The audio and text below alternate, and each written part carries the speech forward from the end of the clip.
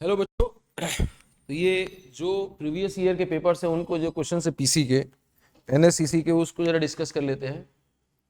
जो पहला क्वेश्चन है हमारे सामने, ठीक, एक मिनट थोड़ा अरेंजमेंट। हाँ, अब पहला क्वेश्चन देखो क्या लिखा है। Which of the energy value marked as 1, 2 and 3 in the following diagram will change by action of suitable catalyst.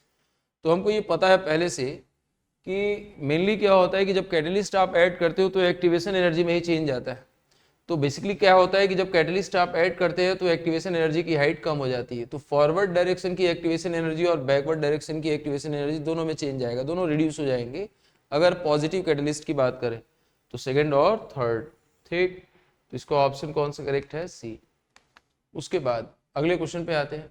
At 298 Kelvin, change in internal energy of for complete combustion of fullerene and allotrope of carbon and enthalpy of formation of carbon dioxide हमारे पास दे रखा है।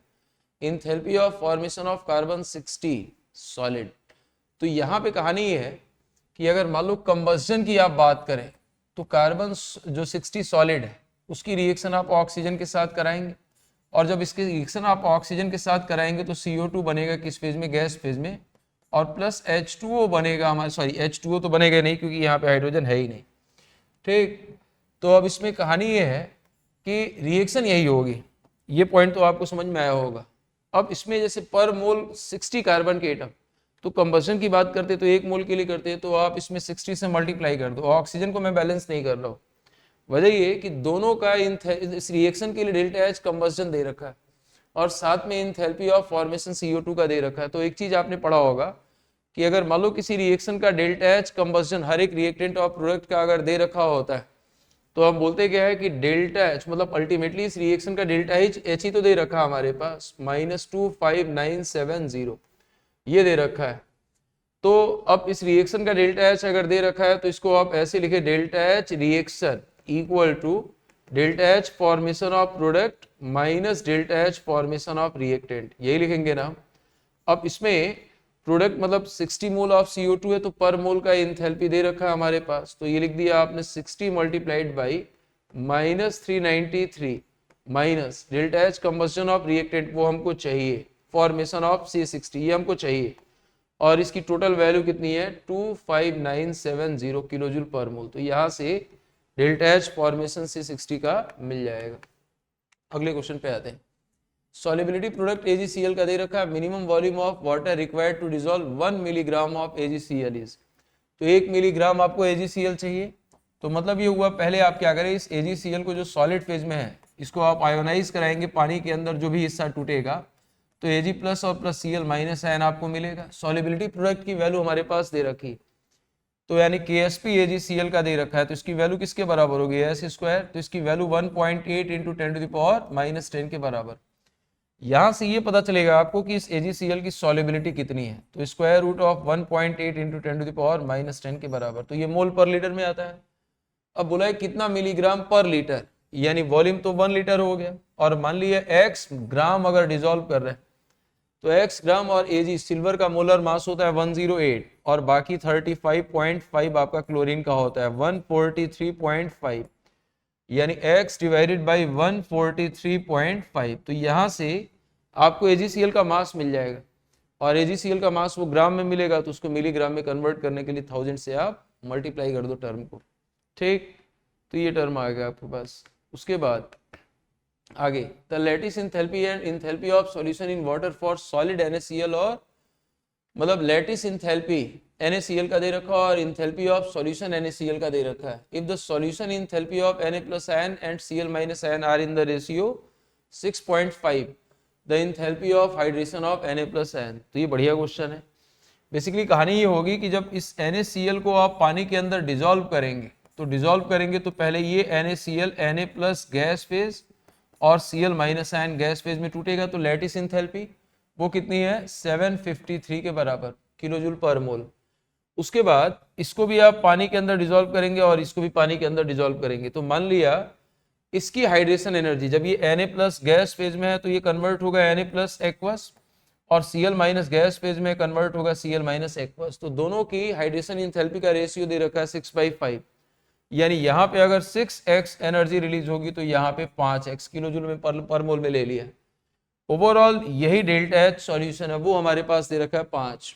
ठीक, तो overall delta H की value 5 दे रखी है। तो हेस law लगा हुआ, आप इसमें बोलेंगे रिएक्शन एक स्टेप में हो या एक से ज्यादा स्टेप में हो, टोटल एनर्जी में होने वाला चेंज सेम, यानी 753 प्लस 6x प्लस 5x की वैल्यू कितनी आएगी 5। तो यहाँ से x मिल जाएगा, और x मिल जाएगा तो आपको Na प्लस साइन की हाइड्रेशन इंथैल्पी चाहिए, तो 6 से मल्टीप्लाई कर देंगे, काम हो जाएगा।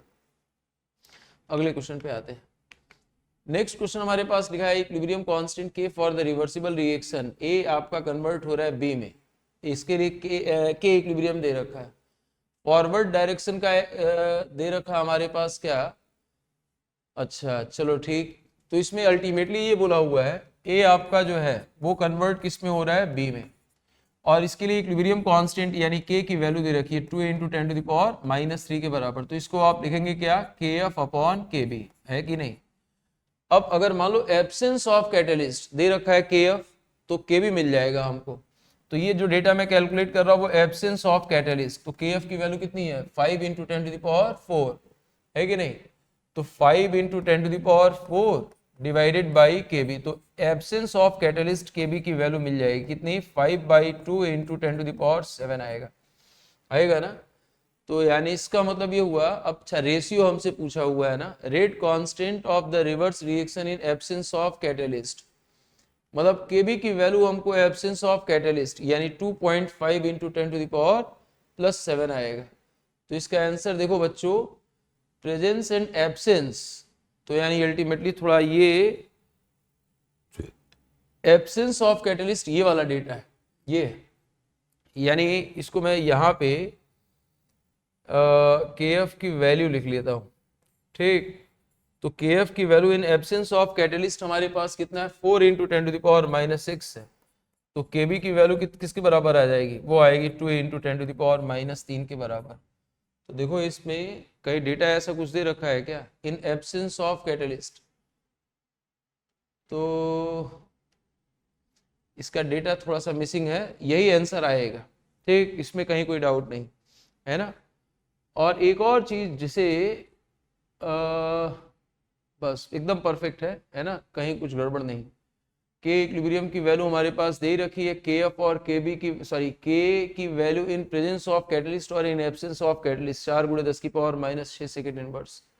तो rate constant for the reverse reaction in the absence of catalyst, तो एब्सेंस ऑफ कैटलिस्ट के केस में अच्छा एक चीज और होना चाहिए, वो ये कि अगर मान लो कि आप कैटलिस्ट अगर ऐड करते हैं, तो ऐड करेंगे तो उस केस में इक्विलिब्रियम कांस्टेंट पे कोई फर्क नहीं पड़ेगा, क्योंकि इक्विलिब्रियम कांस्टेंट तो आपका वो मतलब KF/KB का रेशियो होगा, तो जिस हिसाब से KF में चेंज आएगा उसी हिसाब से KB में चेंज आएगा। तो एकदम परफेक्ट है, 2 × 10⁻³ आएगा।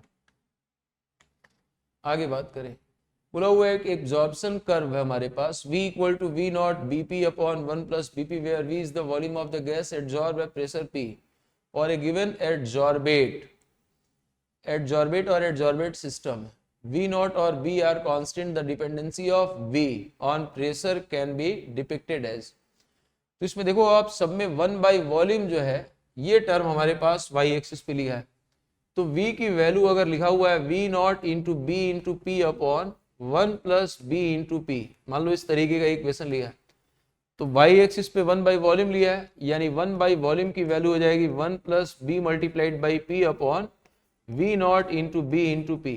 अब इसमें दिमाग लगाओ, इनिशियली जैसे मान लो कि मैंने क्या किया, इसको इस तरीके से लिख दिया 1/V = और इसको ऐसे लिख दे रहा हूं 1/V0 × B × P प्लस, और इस वाले टर्म को जब अंदर लेकर के जाएंगे तो P वाला टर्म कैंसिल हो जाएगा, B वाला टर्म भी कैंसिल हो जाएगा, तो 1/V0 आएगा। अब 1/V को आप y एक्सिस पे लोगे और 1/P को आप x एक्सिस पे लोगे, तो देखो y = mx + c, यानी ग्राफ कैसा जाएगा, स्ट्रेट लाइन। बी ऑप्शन इसका करेक्ट है। ठीक, देख लो आप, चेक कर सकते हैं आप। उसके बाद फॉर द रिएक्शन, ये हमारे पास रिएक्शन दे रखी है ΔH दे रखा हमारे पास, if N2O5 is assume to be form in the reaction as solid, चलो ठीक, ΔH रिएक्शन विल बी, तो देखो इसमें जो बोला हुआ है इन्होंने इस रिएक्शन का इंथैल्पी दे रखा है या इंथैल्पी में होने वाला चेंज, तो हम बोलेंगे 4NO2 जो गैस फेज में प्लस आपका ऑक्सीजन गैस फेज में, ये कन्वर्ट हो रहा है किसमें, 2N2O5 गैस फेज में। इसका डेल्टा एच हमारे पास दे रखा है और वो डेल्टा एच दे रखा -112 किलो जूल पर मोल। अब डेल्टा एच रिएक्शन अगर उसके फॉर्मेशन की बात कर रहा है N2O5 का, मतलब ये कि यहाँ से एक और प्रोसेस होगा, ये आपका N2O5 आपका सॉलिड में कन्वर्ट होगा। तो सब्लिमेशन इंथैल्पी दे रखी 54, यानी यहाँ से यहाँ भेजने के लिए 1 मोल के लिए 54, तो आप यहाँ से यहाँ भेजेंगे तो -54, 2 मोल के लिए कितना आएगा, -2 × 54। ओवरऑल इस रिएक्शन का इंथैल्पी चेंज पूछा है, तो हेस लॉ लगाओ आप, तो वो आएगा -112 प्लस 2 × -54, 54 दूना 108, 108, 112, 220 है कि नहीं।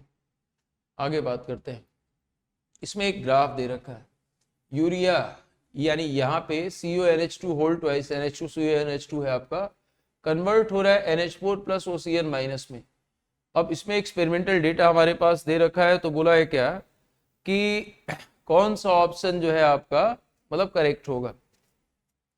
तो इसमें करे क्या, इसमें जैसे मान लो कि जो है मतलब इस ग्राफ को देखो आप, तो एक्सपोनेंशियली डीके हो रहा है, तो 0 से 10 घंटे के बीच में, यहाँ पे 0 से 10 के बीच में कॉन्सेंट्रेशन 0.08 से 0.04 हो जा रही, फिर नेक्स्ट 10 आवर में 0.4 से 0.2 हो जा रही, यानी यहाँ भी आधा हुआ और यहाँ भी आधा हो गया। 20 से 30 यानी अगले में फिर से ये आपका क्या हो जाएगा, लगभग 0.1 के आसपास, क्योंकि 0 को टच नहीं कर रहा है, यानी इसका मतलब रिएक्शन का ऑर्डर 1, और रिएक्शन का ऑर्डर अगर 1 है, इसका मतलब अब तो आप कुछ बचा ही नहीं क्वेश्चन में। फर्स्ट ऑर्डर रिएक्शन के लिए रेट कांस्टेंट की यूनिट तो R इनवर्स होगी ही होगी। अब इसमें यहाँ पे सक्सेसिवली जो है मतलब आपका ये डिक्रीज हो रहा है, मतलब एक्सपोनेंशियल डीके है, तो आप इसमें देख सकते हैं कि हर average rate of the reaction is same for successive time interval of 10 hour. तो यहाँ बोला हुआ है क्या कि हर 10 घंटे के बाद जो एवरेज रेट है, तो कैलकुलेट कर सकते हैं आप, ठीक। तो यहाँ बी तो करेक्ट होगा ही होगा। अब बाकी जो है मतलब रिएक्शन का ऑर्डर 0 तो होगा नहीं, average rate of the reaction is the same for successive time interval of 10 hour, तो हर 10 घंटे के बाद बोला हुआ एवरेज रेट की वैल्यू क्या रहेगी, सेम। तो ये सही नहीं, क्योंकि हर 10 घंटे के बाद जो रेट का एक्सप्रेशन होगा वो रिएक्टेंट की पावर 1 के ऊपर डिपेंड करेगा, तो वो एक्सपोनेंशियली डीके हो रहा है, तो वो हर एक इंस्टेंट हर 10 घंटे के बाद सेम नहीं रहेगा, ठीक। तो ये ऑप्शन आपका जो है मुझको जो लग रहा है बी ही है। अगले क्वेश्चन पे आते हैं, बोला है if for aqueous solution of weak acid pH की वैल्यू pKa+2 के बराबर दे रखी है, तो बोला है क्या है अप्रोक्सीमेट, तो आसान क्वेश्चन है, आप डायरेक्टली बोल दे कि HA जो वीक एसिड है वो आपका कन्वर्ट हो रहा है H+ और A- आयन में, और बफर सॉल्यूशन का पीएच का फॉर्मूला पढ़ते हैं उसी को यूज कर लो आप, pKa+ log, और बाकी जो है मतलब आप इसमें लिख दो जो डिसोसिएटेड फॉर्म है उसकी concentration divided by undissociated form है उसकी कॉन्सेंट्रेशन, कंपेयर कर ले हम, तो इसकी वैल्यू 2 के बराबर आएगी, यानी A- की कॉन्सेंट्रेशन का रेशियो 10⁻² आएगा। तो अगर 10⁻² आएगा तो पूछा क्या है, approximate fraction of acid in the dissociated form. तो अगर डिसोसिएटेड फॉर्म में पूछा है मतलब आपको चाहिए क्या, इसकी वैल्यू आगे 100, तो अगर इसकी वैल्यू आगे 100 तो आपको पूछा A- और प्लस HA, इसका परसेंटेज पूछा है, तो ये आ गया कितना, आप इसमें HA से डिवाइड कर दो तो ऊपर आ जाएगा 100 और नीचे आएगा 100 + 1 मल्टीप्लाइड बाई 100, तो ये आएगा 100 डिवाइडेड बाई 101 मल्टीप्लाइड बाई 100, तो ये लगभग 99% के आसपास आएगा, ठीक। अगली बात करें, बोला हुआ है 2 litre of N2 gas kept at 25 degree Celsius and 5 atm pressure where expanded isothermally against constant external pressure, मतलब प्रोसेस इरिवर्सिबल हो गया।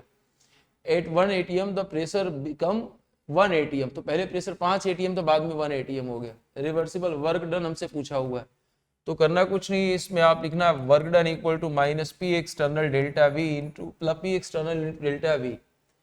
अब इसमें यहाँ P एक्सटर्नल की वैल्यू तो against a constant external pressure of 1 atm तो 1 हो गया, और V2 - V1, तो V2 - V1, तो एक बात सोचो आप, पहले वॉल्यूम 2 लीटर था और प्रेशर कितना था 5, तो अगर प्रोसेस अगर आइसोथर्मल है तो P1 V1 equal to P2 V2 होगा, यानी इसका मतलब पहले का प्रेशर कितना है 5, वॉल्यूम कितना है 2, बाद का प्रेशर 1, तो वॉल्यूम V2, तो V2 की वैल्यू कितनी आएगी 10 लीटर होगा ना, एक्सपेंशन हो भी रहा है इसमें।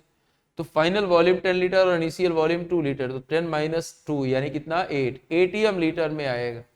तो अगर एटीएम लीटर में आएगा तो इसकी वैल्यू को आप जूल में कन्वर्ट करेंगे तो 100 से लगभग मल्टीप्लाई करते हैं, मल्टीप्लाई तो करते हैं 101.325 से, तो आप लगभग 810 के आसपास आएगा। परफेक्ट। अच्छा, प्लस आएगा कि नेगेटिव आएगा? अगर एक्सपेंशन होगा मतलब सिस्टम वर्क कर रहा है तो work done by the gas क्या आएगा, नेगेटिव आएगा। वो नेगेटिव आ भी रहा है डेटा से। आगे बात करते हैं। यहाँ बोला हुआ है कि the daily average energy requirement of a teenager is 7800 kilo joule, 7800 kilo joule as calculated from the data given in the table below. The among the following, ये ग्लूकोज ही has to consume per day, assume that the entire energy is consumed ही required come from combustion of glucose. तो इसमें पूछा गया है, इसमें कुछ डेटा दे रखा है, सबका डेल्टा एच फॉर्मेशन दे रखा है, रिएक्शन लिख लेते हैं हम। तो रिएक्शन लिखेंगे तो C6H12O6, इसकी रिएक्शन किसके साथ हो रही है, ऑक्सीजन के साथ। तो रिएक्शन का प्रोडक्ट बनेगा 6 mole carbon dioxide plus 6 mole of H2O बनेगा। और बाकी यहाँ ऑक्सीजन की जरूरत पड़ेगी नहीं क्योंकि उसका डेल्टा एच फॉर्मेशन 0 होता है। तो हम क्या करें, इस रिएक्शन के लिए डेल्टा एच की वैल्यू निकाल लें। डेल्टा एच रिएक्शन मतलब इसका जब कंबशन होगा तो 6 मल्टीप्लाइड बाई CO2 का डेल्टा एच फॉर्मेशन, तो 6 इंटू -394 प्लस 6 मल्टीप्लाइड बाई कितना -286, ये तो प्रोडक्ट आ गया माइनस रिएक्टेंट यानी -12723, यानी एक की मतलब 1 मोल अगर यूज होगा तो इतने किलो जूल की एनर्जी का चेंज आएगा। तो मान लो कि अगर x मोल यूज हो रहा है तो x मोल के लिए इसका x टाइम आएगा और उसकी वैल्यू इसके बराबर, क्योंकि एवरेज टीनेजर को इतने किलो जूल की एनर्जी की रिक्वायरमेंट है, तो ये जो भी एनर्जी की वैल्यू आएगी उसको x मोल से मल्टीप्लाई कर देंगे इसकी वैल्यू, तो मोल आपका मिल जाएगा ग्लूकोज का। और जब मोल मिल जाएगा तो उसके मोलर मास से आप मल्टीप्लाई कर देंगे तो उसका मास मिल जाएगा, है कि नहीं। अगले क्वेश्चन पे आते हैं। यहाँ बोला हुआ था pressure inside 2 gas cylinder of volume इतने मीटर क्यूब एंड इतने मीटर क्यूब आर इतने respectively. The cylinder are kept at same temperature and separated by a valve. What is the pressure if the combined system when the valve is open. तो ये connecting container वाले problems हैं। यहाँ पे 2 cylinder, एक का volume हमारे पास दे रखा है और दूसरे का भी वॉल्यूम दे रखा है, ठीक। इसका वॉल्यूम 25 मीटर क्यूब है, 25 मीटर क्यूब, और इसका वॉल्यूम कितना है 50 मीटर क्यूब के बराबर। आप इसमें करना कुछ भी नहीं, मोल कंजर्व कराना है आपको। 10 किलो पास्कल और 20 किलो पास्कल, 10 किलो पास्कल यानी 10 इंटू 10⁻³ पास्कल, और बाकी यहाँ पे कितना आएगा तो वो है 20 इंटू 10⁻³ किलो पास्कल, यानी इतना पास्कल आ गया। अब इसमें मोल आप निकाल लो, तो मोल आप निकालेंगे इस वाले कंटेनर के अंदर, या डायरेक्टली मैं इसको ऐसे बोलूं कि इसको जब आप कनेक्ट करेंगे ना तो एक फॉर्मूला लिख लो आप, P1V1 प्लस P2V2, मोल ही कंजर्व करा रहा है अल्टीमेटली, क्योंकि टेम्परेचर सेम है और R वाला टर्म तो कैंसिल हो जाएगा। P multiplied by V1 plus V2, आप इसको यूज करेंगे आपके पास एकदम परफेक्ट आंसर आएगा। अगली बात करें, इसमें बोला विच of the following graph describe the relation between H3O plus and OH minus in solution at constant pressure, तो सॉरी constant temperature। करना कुछ नहीं है, आपको आयनिक प्रोडक्ट वाटर का पता है, H plus ion multiplied by OH ion equal to KW। तो y एक्सिस पे अगर OH माइनस आयन लिया तो OH minus ion equal to KW divided by H plus ion, तो इसको y बोल दिया, इसको x, तो y इक्वल टू 1/x। तो ग्राफ कैसा जाएगा, रेक्टेंगुलर हाइपरबोला। इसकी बात करें फ्री एनर्जी की वैल्यू फॉर द प्रोसेस, ठीक। अब प्रोसेस कौन सा है, मतलब अल्टीमेटली ये रिएक्शन की बात किया हुआ है बच्चों, तो यहाँ E0 की वैल्यू कम है और यहाँ E0 की वैल्यू ज्यादा है। तो ई सेल की वैल्यू जब आप लिखेंगे तो वो आएगा E0 cathode minus E0 anode, तो 0.15। इसको आप कैलकुलेट कर सकते हैं, ये E0 सेल आएगा। तो अब E0 सेल की वैल्यू आएगी तो डेल्टा G0 इक्वल टू आप लिखेंगे -NF E0 सेल के बराबर। अच्छा, N कितने आएगी, N की वैल्यू आएगी कितनी 2, क्योंकि 2 इलेक्ट्रॉन का ही क्या हो रहा है, चेंज हो रहा है। तो यहाँ N की वैल्यू 2 पुट कर देना, 1 फैराडे 96500, और बाकी E0 सेल की वैल्यू पुट कर देना, आपके पास आंसर आ जाएगा। अगले क्वेश्चन पे आते हैं। Number of moles of KClO3 that have to be heated to produce 1 litre of O2 at STP can be. तो देखो ये आप पढ़ते हुए आपकी एनसीईआरटी में है भी, इसको हीट करते पोटेशियम क्लोरेट को, इनऑर्गेनिक में ये पढ़ाया जाता है आपको। तो सॉरी, तो यहाँ पे KClO3 को हीट करते हैं, KCl मिलता है और साथ में ऑक्सीजन मिलता है, तो 3/2 O2 लिख दिया आपने। एक मोल से 3/2 मोल बन रहा है, तो x मोल से कितना बनेगा 3/2 into X equal to 1 litre at STP, तो 1 डिवाइडेड बाई 22.7 या 22.4 वाला डेटा दे रखा है तो वो पुट करें, हालांकि होना चाहिए 22.7। तो x की वैल्यू कितनी आ जाएगी 2/3 मल्टीप्लाइड बाई 1/22.4, बस यही आंसर है। अगले क्वेश्चन पे आए, among the following number of oxygen atom present is maximum in. तो इसमें कैलकुलेशन करना पड़ेगा, जैसे मान लो इस वाले केस में number of mole 1 divided by 32 मोल आ गया, मल्टीप्लाइड बाई एवोगैड्रो नंबर तो 8 मॉलिक्यूल्स आ गए, और पर मॉलिक्यूल 2 एटम, तो ये आपके पास कितना आएगा Na डिवाइडेड बाई 16 ये आएगा। इस वाले केस में 4 ग्राम ऑफ ऑक्सीजन एटम, तो 4 ग्राम ऑफ ऑक्सीजन एटम यानी 4 डिवाइडेड बाई 16, तो ये कितना आएगा 1/4 आएगा। मोल आ गया, मल्टीप्लाइड बाय एवोगैड्रो नंबर तो 1/4 इंटू Na, तो Na/4। यहाँ पे भी कैलकुलेशन कर सकते हो आप, 1 कितना 48 इंटू Na मल्टीप्लाइड बाई 3, तो ये Na/16 ही आएगा। और यहाँ पे कैलकुलेशन करें तो 1.7 divided by 18 multiplied by Na multiplied by 1, तो इसमें जो मुझे दिखाई दे रहा है वो आपका क्या है 1/4 ही, क्योंकि ये भी वैल्यू कम आएगी, ये भी कम आएगी, ये भी कम आएगी, तो बी ऑप्शन इसका है। नेक्स्ट क्वेश्चन पे है, which of the following elements will exhibit photo electric effect with light of the longest wavelength. तो वेवलेंथ अगर सबसे ज्यादा होगी तो एनर्जी सबसे कम, तो वो तब होगा जहां पे एनर्जी की रिक्वायरमेंट या आयोनाइजेशन एनर्जी की वैल्यू ज्यादा, सॉरी आयोनाइजेशन एनर्जी की वैल्यू कम, तो वो जो होगा वो रुबिडियम में ही होगा। वजह क्या, जब डाउन द ग्रुप जाएंगे तो उस केस में एटम का साइज बढ़ता है तो इलेक्ट्रॉन को निकाल पाना आसान होता है, तो एनर्जी कम लगेगी, तो वेवलेंथ ज्यादा, ठीक। तो उस केस में देखो आप रुबिडियम ही आएगा, है ना, ये परफेक्ट बढ़िया चीज है ये, आप पीरियोडिक टेबल के हिसाब से भी कर सकते हैं, कोई दिक्कत नहीं। अगली बात करें, स्टैंडर्ड मोलर एंट्रोपी H2N2 और NH3 का दे रखा हमारे पास, for the reaction delta H दे रखा है, बोला हुआ है क्या डेल्टा एच रिएक्शन वो इक्विलिब्रियम में कब होगा, तो हम बोलेंगे एट इक्विलिब्रियम डेल्टा जी की वैल्यू 0 होती है, यानी इसका मतलब delta H minus T delta H की वैल्यू किसके बराबर 0। आपके पास टी चाहिए आपको, यानी टेम्परेचर इक्विलिब्रियम टेम्परेचर, ये पढ़ते हैं हम लोग delta H upon delta H, तो डेल्टा एच दे रखा -45 किलो जूल, ठीक, डिवाइडेड बाई डेल्टा एच, तो entropy of product minus entropy of reactant, तो NH3 का एंट्रोपी कितना दे रखा 193, तो यहाँ पे कैलकुलेशन कर दे रहा हूँ मैं 193 माइनस 3/2 मल्टीप्लाइड बाई H2 का कितना दे रखा है 130 130, और प्लस 1/2 मल्टीप्लाइड बाई N2 का कितना दे रखा है 190, तो ये डेल्टा एस आ जाएगा, बस आपका काम हो गया। डेल्टा एस पता है, डेल्टा एच पता है, टी इक्विलिब्रियम को मिल जाएगा।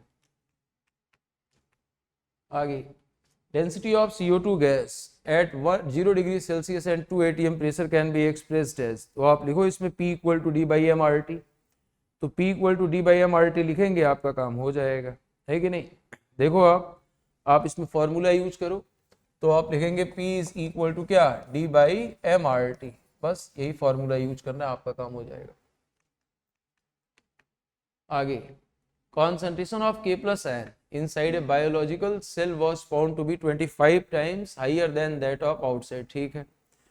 आगे बोला है क्या है, the magnitude of the potential difference between the two sides of the cell is close to be taken as 59, difference in concentration of other ions can be taken as negligible, तो बोला है क्या है magnitude of potential difference between the two side of the cell is close to, और मतलब इसकी value 2.303 upon क्या NRT की वैल्यू, मतलब जो वो जो कांस्टेंट वाला टर्म आता है उसका डेटा हमारे पास जो दे रखा है वो इस तरीके से दे रखा है, एक मिनट थोड़ा सा,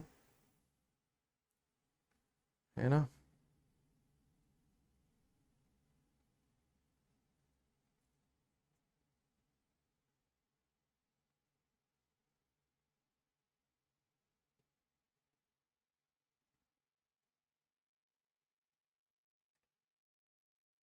इसमें बोला हुआ है क्या कि जो हमारे पास concentration of K plus ion inside a biological cell is found to be 25 times higher than outside. मतलब ये कि जो K प्लस आयन की कॉन्सेंट्रेशन है अंदर, ठीक, वो 25 गुना ज्यादा है आउटसाइड। मतलब ये कि जो K प्लस आयन की कॉन्सेंट्रेशन है inside equal to 25 times K plus ion की कॉन्सेंट्रेशन क्या आउटसाइड, ठीक है। Magnitude of potential difference between the two side, तो मतलब दो साइड के पोटेंशियल डिफरेंस की वैल्यू तो आसान है, आप लगाओ नर्स्ट इक्वेशन किस रिएक्शन के लिए, तो आप इसमें लिख लिए इस तरीके से K plus plus electron gives potassium. अब इसके लिए लिखे आप E इज इक्वल टू, जो पोटेंशियल डिफरेंस में कैलकुलेट कर रहा हूं वो आप लिखेंगे E नॉट सेल माइनस 0.0591, वो 25 मिली 59 मिली वोल्ट है, तो इसको आप इस तरीके से रहने दो, डिवाइडेड बाई क्या 1 लॉग, और बाहर की concentration of K plus ion outside divided by K plus ion inside, यही है अल्टीमेटली। तो इसकी वैल्यू 25 पुट कर देना, आपको जो है डिफरेंस मिल जाएगा, ठीक। यहाँ देखो द स्टैंडर्ड रिडॉक्स पोटेंशियल दे रखा है if the same reaction is carried out at 25 degree Celsius. इस टाइप के प्रॉब्लम्स करते हैं हम लोग। आप इसके लिए लिखें कि E equal to E not minus 0.0591 divided by overall कितने इलेक्ट्रॉन पार्टिसिपेट कर रहे हैं 4 लॉग, ऊपर लिख दिया H प्लस आयन की पावर 4, ठीक।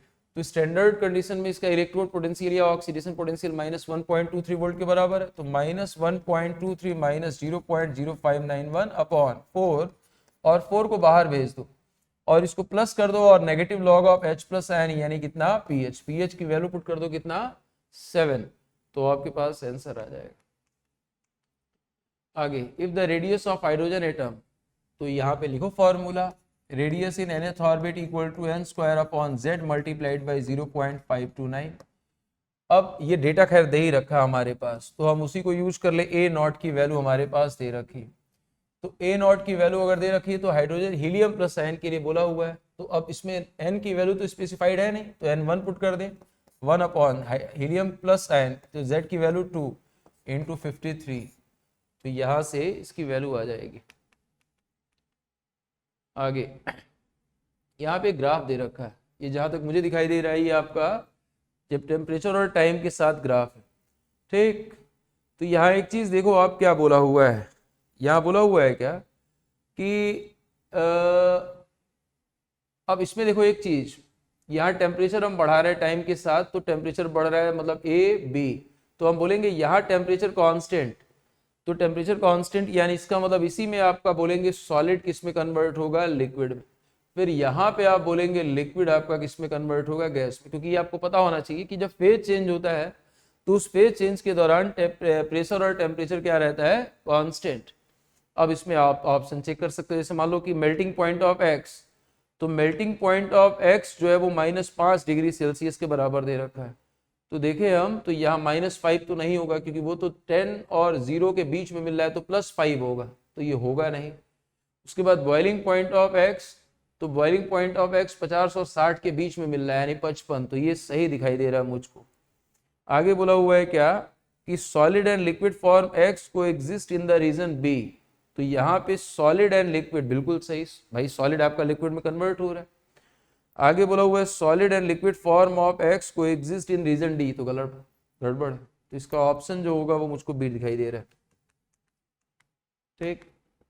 नेक्स्ट क्वेश्चन पे आते हैं, बोला हुआ है क्या ऑक्सीडेशन और रिडक्शन रिएक्शन, मतलब किसमें, तो आप देखो ध्यान से, यहाँ +6 कैलकुलेट करेंगे तो +6 आएगा, यहाँ भी +6 आएगा, तो इसमें ऑक्सीडेशन नंबर में कोई चेंज नहीं हो रहा है, तो पहला तो होगा नहीं। उसके बाद जो है मतलब हमारे पास सिलिकॉन, तो यहाँ देखो मैग्नीशियम का 0 और 0 से ये +2 में जा रहा है, और ये आपका +4 से 0 में जा रहा है, मतलब ये ऑक्सीडेशन भी हो रहा है और रिडक्शन भी हो रहा है। ये तो आप जानते हो डिस्प्रपोर्शनेशन रिएक्शन, और ये भी डिस्प्रपोर्शनेशन रिएक्शन, तो ये तीनों ही आपके नीचे वाले ऑक्सीडेशन और रिडक्शन दोनों के एग्जाम्पल।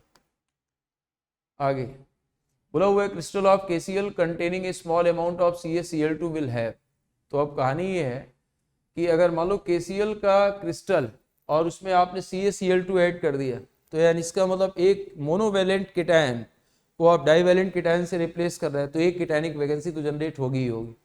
तो इसमें vacant K plus ion site and lower density as compare to pure Cl minus pure KCl। तो अल्टीमेटली कहानी है KCl को जब CaCl2 से रिप्लेस करोगे तो Cl माइनस आयन को रिप्लेस करेगा, तो उससे कोई फर्क पड़ेगा नहीं Cl माइनस पे। लेकिन K प्लस आयन को अगर Ca+2 आयन रिप्लेस करेगा तो एक केटायनिक वैकेंसी को जनरेट होना पड़ेगा, तो एक K प्लस आयन अपने ओरिजिनल लैटिस पॉइंट से गायब होगा। इसको पढ़ते हो आप, ठीक। मेटल डिफिशियंसी डिफेक्ट जो होता है या इम्प्योरिटी, तो इसका C ऑप्शन करेक्ट है, मैंने बता दिया आपको। आगे नेक्स्ट क्वेश्चन पे आते हैं। अगला क्वेश्चन जो हमारे पास है, इसमें लिखा हुआ है इन the following reaction the value of A, B and C। इसको बैलेंस करना पड़ेगा बच्चों, तो इसको आप बैलेंस कर सकते हैं। यहाँ पे सिंपल जो है मतलब क्या करें, आप ऑप्शन भी चेक कर लो, एक तो बैलेंस करने वाला तरीका और दूसरा आप ऑप्शन भी चेक कर सकते हैं। जैसे मान लो F2 है तो F माइनस N में जा रहा है और साथ में OF2 में जा रहा है, बाकी वाटर और OH माइनस तो हम बैलेंस कर सकते हैं। तो 0 से आपका किस में जा रहा है, -1 में, और 0 से किस में जा रहा है, तो यहाँ पे आपका फ्लोरीन किस में जा रहा है, फ्लोरीन का ऑक्सीडेशन स्टेट नेगेटिव ही रहेगा, ठीक। तो यहाँ पे आप ऑप्शन के हिसाब से चेक कर लो, ज़्यादा बेटर है। वो आप ऑप्शन ऐसे दिखाई देगा कि आपको कोई दिक्कत नहीं होगी। खैर इसको तो पढ़ेंगे भी हम लोग आगे। यहाँ देखो, यहाँ पे एक क्वेश्चन लिखा हुआ है हमारे पास, एक कंपाउंड, ठीक, और बोला हुआ है क्या, जो भी चीजें है इसमें, तो इसमें जैसे क्या है कि हमारे पास बोला हुआ है कि सुपर कंडक्टिंग ऑक्साइड है that got George Bednorz and Karl Muller the Nobel prize in 1986। Copper जो है वो आपका +2 और +3 दोनों ऑक्सीडेशन स्टेट में हो सकता है depending upon the value of X। चलो ठीक है। अब इसमें जैसे बोला हुआ है क्या, इस वाले कंपाउंड के अंदर क्या क्या पॉसिबिलिटीज होंगी, तो आपको चार्ज ही बैलेंस करना है जो मुझे दिखाई दे रहा है। तो अगर चार्ज आपको बैलेंस करना है तो इसमें क्या करें कि आपको तरीका बता दे रहा हूँ। जो हीट्रियम होगा आपका, उस हीट्रियम का जो ऑक्सीडेशन स्टेट होता है वो +3 होता है। बेरियम जो होगा उसका ऑक्सीडेशन स्टेट +2 होगा। कॉपर का ऑक्सीडेशन स्टेट आपको निकालना है और ऑक्सीजन का ऑक्सीडेशन स्टेट क्या, -2। तो इसकी मदद से आप कॉपर का ऑक्सीडेशन स्टेट निकालें तो दिखाई दे जाएगा, ठीक। अगले क्वेश्चन पे आते हैं। बोला हुआ है क्या, during world war 2 soldiers posted a high altitude experience crumbling of the tin buttons of their uniform into grey powder, this can be attributed to, ठीक। तो बेसिकली बोला है क्या है कि वर्ल्ड वॉर के दौरान सोल्जर्स मतलब ऊंचाई पे जब जाते थे तो experience crumbling in the of the tin buttons of the their uniform into grey powder. तो लॉजिकल सी बात है, उनके शरीर के ऊपर अगर मान लो टिन का कोटिंग किया गया है, टिन का कपड़ा पहनाया गया है, तो उनके मतलब वहां पे उसका क्या बोलते हैं, जो टिन है वो आपका जो है मतलब उसके क्रिस्टल के स्ट्रक्चर में क्या आता है, चेंज आता है। तो चेंज आएगा तो उस केस में जो है मतलब उसका ग्रे पाउडर के फॉर्म में वो कन्वर्ट हो जाएगा। आगे बोला हुआ एक scientist attempt to replace a few carbon atom in 1 gram of diamond with boron atom, ठीक, ऑफ नाइट्रोजन और nitrogen atom in separate experiment, which of the following is correct. तो बोला अच्छा ये तो आपका फिजिक्स का है, इसमें करना ये है आपको, ये फिजिक्स में पढ़ाया जाता है आपको, जब एक आप मतलब जैसे मान लो कि जो है मतलब आपने एग्जाम्पल के तौर पे अगर मान लो आपने ग्रुप 14 के एलिमेंट्स ले रखे हैं, जैसे सिलिकॉन वगैरह या जर्मेनियम को आपको यूज किया जाता है सेमीकंडक्टर में। इसमें बता दे रहा हूँ मैं, नेक्स्ट पॉइंट पे चलते हैं। लेकिन इसमें बेसिकली होता है क्या है ना कि जब आप उसमें क्या बोलते हैं कि एक ट्राईवैलेंट इम्प्योरिटी ऐड करते हो, जैसे मान लो सिलिकॉन में आपने ट्राईवैलेंट इम्प्योरिटी ऐड की तो एक होल जनरेट होता है, और उसी सिलिकॉन में आप जब पेंटावैलेंट इम्प्योरिटी ऐड करते हो तो आपका क्या बोलते हो उसको, फ्री इलेक्ट्रॉन्स जनरेट होते हैं, तो वो एन टाइप सेमीकंडक्टर, और जब होल जनरेट होते हैं तो पी टाइप सेमीकंडक्टर। इसको पढ़ोगे आप। बोला हुआ है दैट है 2 रेडियल नोड और 2 एंगुलर नोड। तो 2 रेडियल नोड यानी n-l-1 की वैल्यू 2 और रेंगुलर नोड कितना है 2। तो अब पुट कर दो आप वैल्यू n-2 - 1 = 2, यानी n की वैल्यू कितनी आएगी 5। तो ये कितना आएगा 5d। इसका ऑप्शन कौन सा करेक्ट है, डी, ठीक। इस वाले क्वेश्चन को देख लेते हैं। Rate of the reaction between 2 reactant x and y can be expressed is this, ठीक है। बोला हुआ है क्या, in another experiment the initial rate of reaction was found to be r1 with initial concentration of x and y are this. Another experiment perform किया जा रहा है जब x0 की वैल्यू इतनी है और y की कॉन्सेंट्रेशन क्या हो, जिससे इनिशियल रेट इसका कितना हो जाए 0.5 r1 के बराबर। तो ये तो आसान क्वेश्चन है। आप डायरेक्टली लिखें रेट इक्वल टू क्या हो गया, k इंटू एक्स की पावर 2 मल्टीप्लाइड बाई वाई, है कि नहीं। अब R1 की वैल्यू जब है तो k और x की वैल्यू कितनी है, x नॉट और ये y नॉट, तो x नॉट की पावर 2 इंटू वाई नॉट, बाद में रेट कितना हो गया 0.5 R1।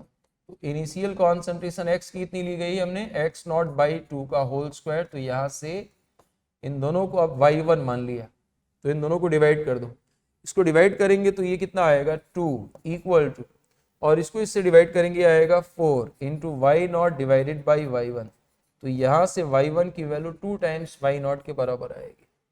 आसान क्वेश्चन है तो, ठीक। एक common method to clean acid spill into to use Na2CO3 50 ml of इतने split the amount of this reaction है। आपके पास ये लिख दिया कि आपने Na2CO3 प्लस HCl, तो जो भी हमारे पास NaC मतलब NaCl plus H2O plus carbon dioxide बनेगा, आप सिंपल क्या करें, आप बोले equivalent of Na2CO3 is equal to equivalent of HCl, इसका एन फैक्टर 2 आएगा मल्टीप्लाइड बाई इसका मोल, x मोल मान लिया, इक्वल टू इसका एन फैक्टर 1 आएगा, और इसका वॉल्यूम और मोलैरिटी दे रखा है 50 ml 0.75, तो 50 इंटू 0.75 और इसको आप 1000 से डिवाइड कर लो तो इसका मोल मिल जाएगा, और मोल मिल जाएगा तो इसके मोलर मास से मल्टीप्लाई कर दो, इसका मास मिल जाएगा। तो आसान क्वेश्चन, और दे रखा 106, ठीक। बोला हुआ है the standard electrode potential of Daniell cell is 1.1 volt and the overall cell reaction can be represented as, तो सिंपल क्या करना है आपको, करना ये जहां पे दोनों की कॉन्सेंट्रेशन बराबर होगी, बोला क्या है standard electrode potential and the overall cell reaction can be represented as, तो पूछा क्या है इसमें, पूछा ये होगा कि शायद जो है मतलब कब ज्यादा होगी या कब कम होगी, तो ज्यादा और कम की बात तो तब आएगी जब दोनों की कॉन्सेंट्रेशन में अंतर होगा। तो यहाँ दोनों की मोलैरिटी अगर 1 है, तो अगर मान लो कॉन्सेंट्रेशन 1 मोलर ले रखा है तो ई की वैल्यू 1.1 वोल्ट के बराबर ही आएगी, या यहाँ पे दोनों बराबर ले रखा है तो 1.1 वोल्ट के बराबर आएगी। आप रिएक्शन लिख दे रहा हूं मैं, जिंक की रिएक्शन होती है Cu प्लस 2 आयन के साथ, तो यहाँ बनता है हमारे पास Zn plus 2 ion plus copper, तो E की वैल्यू जब आप लिखेंगे तो वो लिखेंगे E not cell minus 0.0591 upon 2 electron participate करेगा लॉग, ऊपर आएगा Zn प्लस 2 आयन और नीचे आएगा Cu प्लस 2 आयन। तो अगर ये ज्यादा होगा ये कम होगा, ये ज्यादा होगा अगर तो ओवरऑल ये वैल्यू ज्यादा आएगी तो डिफरेंस घटेगा, और अगर ये कम होगा ये ज्यादा होगा तो ये वैल्यू कम आएगी तो डिफरेंस बढ़ेगा। उस हिसाब से ऑप्शन आप चेक कर सकते हैं, क्वेश्चन पूरा नहीं है ये, ठीक। इस वाले क्वेश्चन को देख लेते हैं। एक analysis of 3 different binary oxide of bromine and oxygen gives the following result. चलो ठीक, अब इसमें जैसे क्या है ना कि आपको मास दे रखा है combined with 1 gram of bromine, ठीक। एक मिनट बच्चों, क्वेश्चन से ये लास्ट, ठीक। अब इसमें बोला हुआ है क्या कि हमारे पास which of the following statement is incorrect या नॉट करेक्ट, तो आपको चेक करना पड़ेगा। जैसे मान लो 1 ग्राम ब्रोमीन, तो उस 1 ग्राम ब्रोमीन के साथ x का जो मास रिएक्ट कर रहा है वो 0.101 ग्राम के बराबर। तो जैसे मान लो x वाला ऑप्शन चेक करें तो x वाला कंपाउंड Z इज, मतलब 3 अलग अलग कंपाउंड बन रहा है, तो आपको एक एक ऑप्शन चेक करना पड़ेगा। जैसे मान लो कि कंपाउंड Y, तो Y की अगर बात करें तो वो Br2O3 अगर है, तो यानी इसका मतलब ये हुआ है कि अगर Br2O3 है तो 2 मोल ब्रोमीन के होंगे, 3 मोल ऑक्सीजन के होंगे। अब ब्रोमीन का एटॉमिक मास तो खैर नहीं दे रखा है, वो लगभग जो है मतलब आपका ब्रोमीन का एटॉमिक मास देना चाहिए था, इसमें कोई दिक्कत नहीं। तो यहाँ पे अगर मान लो कि जो है मतलब 2 मोल के लिए 3 मोल, तो 2 मोल के लिए 3 मोल, तो अगर मान लो कि इसका मोलर मास आपने बोल दिया है कैपिटल M, मान लो ब्रोमीन का एटॉमिक मास मुझको भी याद नहीं आ रहा है, तो इसका मास कितना यूज होगा 2m, और बाकी इसका फिर मास कितना यूज होगा तो 48। तो अब 2m के लिए 48, तो 1 ग्राम के लिए कितना 48 डिवाइडेड बाई 4m, तो ब्रोमीन का यहाँ मोलर मास आप पुट कर देंगे तो ऑक्सीजन का मास मिल जाएगा। इस तरीके से आपको इसको चेक करना है, तो ये अब आप कर सकते हैं, ठीक। इसमें ये तो फिजिक्स का क्वेश्चन है, ठीक, ये केमिस्ट्री का नहीं है, ठीक है। सिग्निफिकेंट फिगर्स हम लोग केमिस्ट्री में नहीं पढ़ाते हैं ना, ठीक। हाय गुड स्टूडेंट्स, तो अभी हम अवेलेबल हैं NACC के ओसी वाले पार्ट के लिए। 2018-19 से 19 तक के जितने भी ओसी क्वेश्चन हैं मैं वो आपको भी इसके साथ डील करने वाला हूँ। तो हैव जस्ट चेक इट, किस टाइप क्वेश्चन, थोड़ा क्वेश्चन बहुत अच्छे अच्छे भी हैं इसमें। जैसे पहले क्वेश्चन बहुत सरप्राइज क्वेश्चन था, the product x in the following reaction is, याद करो सिंपल सी बात है, H2SO4 दे रखा है आपके सामने, तो आपके पास क्या ऑप्शन आने वाला है भाई, आपके पास ये ऑप्शन आने वाला है कि आपके पास लोन पेयर है, अटैक करके रिएक्शन से पार्ट्स निकलोगे। क्योंकि यहाँ पे दो दो कार सेंटर हैं, पर रिएक्शन कार सेंटर पे नहीं हो रही है, कार सेंटर के बाहर हो रही है। तो जब कार सेंटर के बाहर हो रही है तो सीधी सी बात है आपका कॉन्फिगरेशन चेंज होने वाला नहीं है मामू, ये इसी फॉर्म में रहेगा। इस आपको ये आउट ऑफ कार सेंटर है, इसको कोई फर्क ही नहीं पड़ रहा, पक्का जो भी कॉन्फिगरेशन मेंशन है वैसे का वैसा रहेगा। तो दिस शुड बी रेसिमिक, गलत बात है, ऑप्टिकली गलत बात है, मीजो तो बन ही नहीं रहा, क्या बनेगा ऑप्टिकली एक्टिव एस्टर बनेगा, और वो भी प्योर फॉर्म में रहेगा, बिकॉज आपको प्योर फॉर्म ही दिया गया है।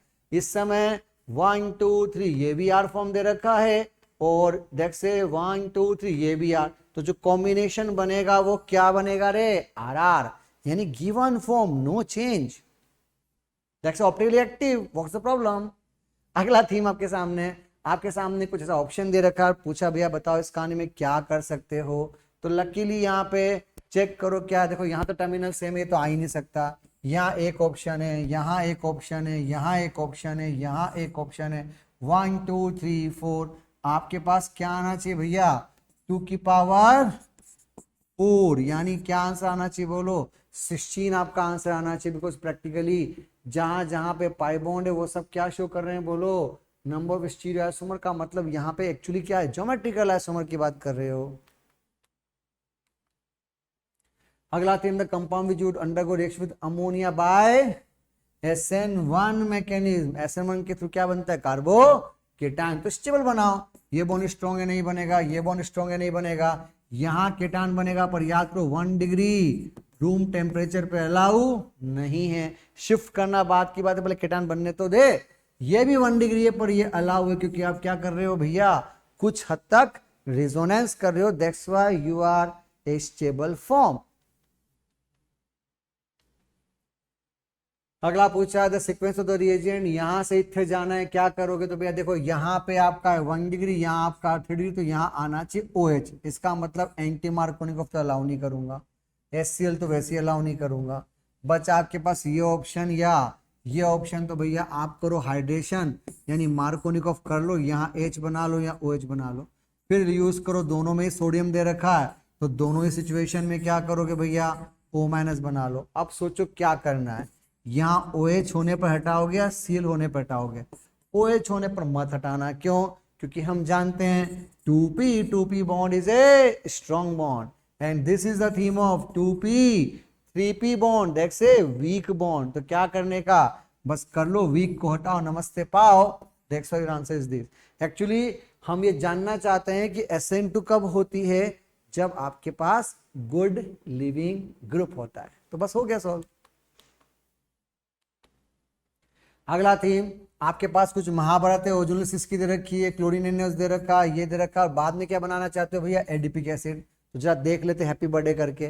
जैसे ये एग्जांपल था, अगर आप इसको नमस्ते करते तो भैया ये बन जाता आपका CHO, है ना, रिवर्स मार लेते हैं, चलो आ जाओ जरा, तो आपके पास यहाँ पर क्या होता भैया, यहाँ होता CHO, तो ये तो वैसी गेम खत्म हुई, आयोडोफॉर्म टेस्ट हो ही नहीं सकता, यहाँ भी अगर आप बनाओगे CHO टेस्ट नहीं पॉसिबल है, तो यहाँ कर सकते हो, बिकॉज अगर आप ये करोगे तो ये बन गया आपका COCH3, ये बन गया आपका COCH3, अब तुम क्या कर सकते हो आयोडोफॉर्म, और आयोडोफॉर्म करोगे तो यहाँ बन जाएगा ONA, यहाँ बन जाएगा ONA, क्योंकि आपने आयोडोफॉर्म कर लिया, बाद में सिंपल एसिडिक मीडियम कर दो, यानी यहाँ पे क्या करोगे बोलो COH, मीडियम को एसिडिक कर दो COH, 1 2 3 4 5 6, आपके पास बन गया एडिपिक एसिड, बिकॉज ये आपका 1, ये आपका 4 और ये आपका 6। सिंपल आंसर, डेली मत लेके आ जाना, क्योंकि अगर दोनों का हैप्पी बर्थडे कर दिया तो कार्बन 6 कार्बन का चेन ही नहीं बनेगा, वो तो 3 कार्बन के 2 टुकड़ों में टूट जाएगा। तो भैया सिंपल सा अच्छा क्वेश्चन है, ओनसिस भी पूछ लिया, हेलोफॉर्म भी पूछ लिया, और अच्छा क्वेश्चन एडिपिक भी पूछ लिया, एडिपिक से आगे पढ़ना दोगे पॉलीमर नायलॉन 6 तक पहुंच जाने का। अगला थी क्या पूछा, maximum number of moles of CH3I। अब चूंकि मैक्सिमम वर्ड पूछा जाए तो उसका मतलब है जिसके पास भी डोनेट करने की पावर होगी सबको लपेट लेने का। कैसे लपेट लेने का, देखो भैया, तेरे पास भी लोन पेयर, मेरे पास भी लोन पेयर, तेरे पास भी लोन पेयर, तेरे पास भी लोन पेयर, ये रहा आपका OH, ये रहा आपका लोन पेयर, ये रहा आपका लोन पेयर, यानी 1 2 3 4 5 6 7, आपका आंसर 7, मैक्सिमम 7 के लिए दे रखा है, ये रहा आपका आंसर। कुछ का आर्गुमेंट होगा सर वो ऑक्सीजन भी जाएगा, तो बेटा अगर ऑक्सीजन जाएगा तो फिर N नहीं जाएगा, बिकॉज हम ये अच्छी तरह से जानते हैं कि रिजोनेंस होने पे यहाँ नेगेटिव यहाँ पॉजिटिव बनेगा, तो या तो N जाएगा या O जाएगा, दोनों ना जा पाएंगे, सीधा सा फंडा। तो इसलिए मैक्सिमम आंसर कितना आना चाहिए, 7 आना चाहिए बच्चे, क्योंकि ये डाउट भी आना चाहिए। अगला थीम बहुत मस्त क्वेश्चन है, order of pK value of the following. किसका ऑर्डर पूछा, पीके। पहले चेक करो what is the acidic order. कहीं कंसेप्ट पढ़ते हैं ऑर्थो इफेक्ट के नाम पे, हाइड्रोजन बॉन्डिंग के नाम पे। क्या आपको लगता है कि हाइड्रोजन बॉन्डिंग करेगा, यस। ये भी हाइड्रोजन बॉन्डिंग करेगा, यस। यहाँ पे 2 बार हाइड्रोजन बॉन्डिंग करेगा। सबसे ज्यादा एसिडिक कौन होना चाहिए, तो सबसे ज्यादा एसिडिक होना चाहिए 4th। फिर कौन होगा, हाइड्रोजन बॉन्डिंग दोनों करेंगे, पर यहाँ पर कौन सा इफेक्ट लग रहा है बोलो, उसका प्लस एम इफेक्ट लग रहा है, तो इसके नीचे कम हो जाएगा कंपेरेटिव टू दिस। इसके बाद कौन आएगा बेटा, फर्स्ट आएगा। उसके बाद कौन आएगा, तो उसके बाद कौन आएगा, उसके बाद अब ऑफ कोर्स हाइड्रोजन बॉन्डिंग हो रही है तो फिर थर्ड आएगा, उससे लास्ट में कौन आएगा बोलो, सेकेंड आएगा। क्योंकि ये एसिडिक का ऑर्डर है, तो what about the pK order, just पलट दे, आपका आंसर उल्टा हो जाना चाहिए। यानी क्या आंसर आना चाहिए, सेकेंड, थर्ड, फर्स्ट, फोर्थ, यानी ये रहा आपका सिंपल सा ऑर्डर। मस्त क्वेश्चन, बहुत ही झकास मस्त लेवल क्वेश्चन। अगला सिंपल पूछा है, नाइट्रेशन करने की बात करो, पर याद करो चूंकि आपके पास अच्छा प्लस आई इफेक्ट है, तो सबसे पहला काम क्या होगा भाई, ये खुद ही अपने आप को H+ बना देगा। और अगर चूंकि उसने क्या पूछा है, मेजर प्रोडक्ट, तो बेटा अब ये मामू क्या बन गया रे, मेटा डायरेक्टिंग। ठीक है, और मेटा डायरेक्टिंग देखो, एनिलीन हो तो PMO, पेरा मेटा ऑर्थो।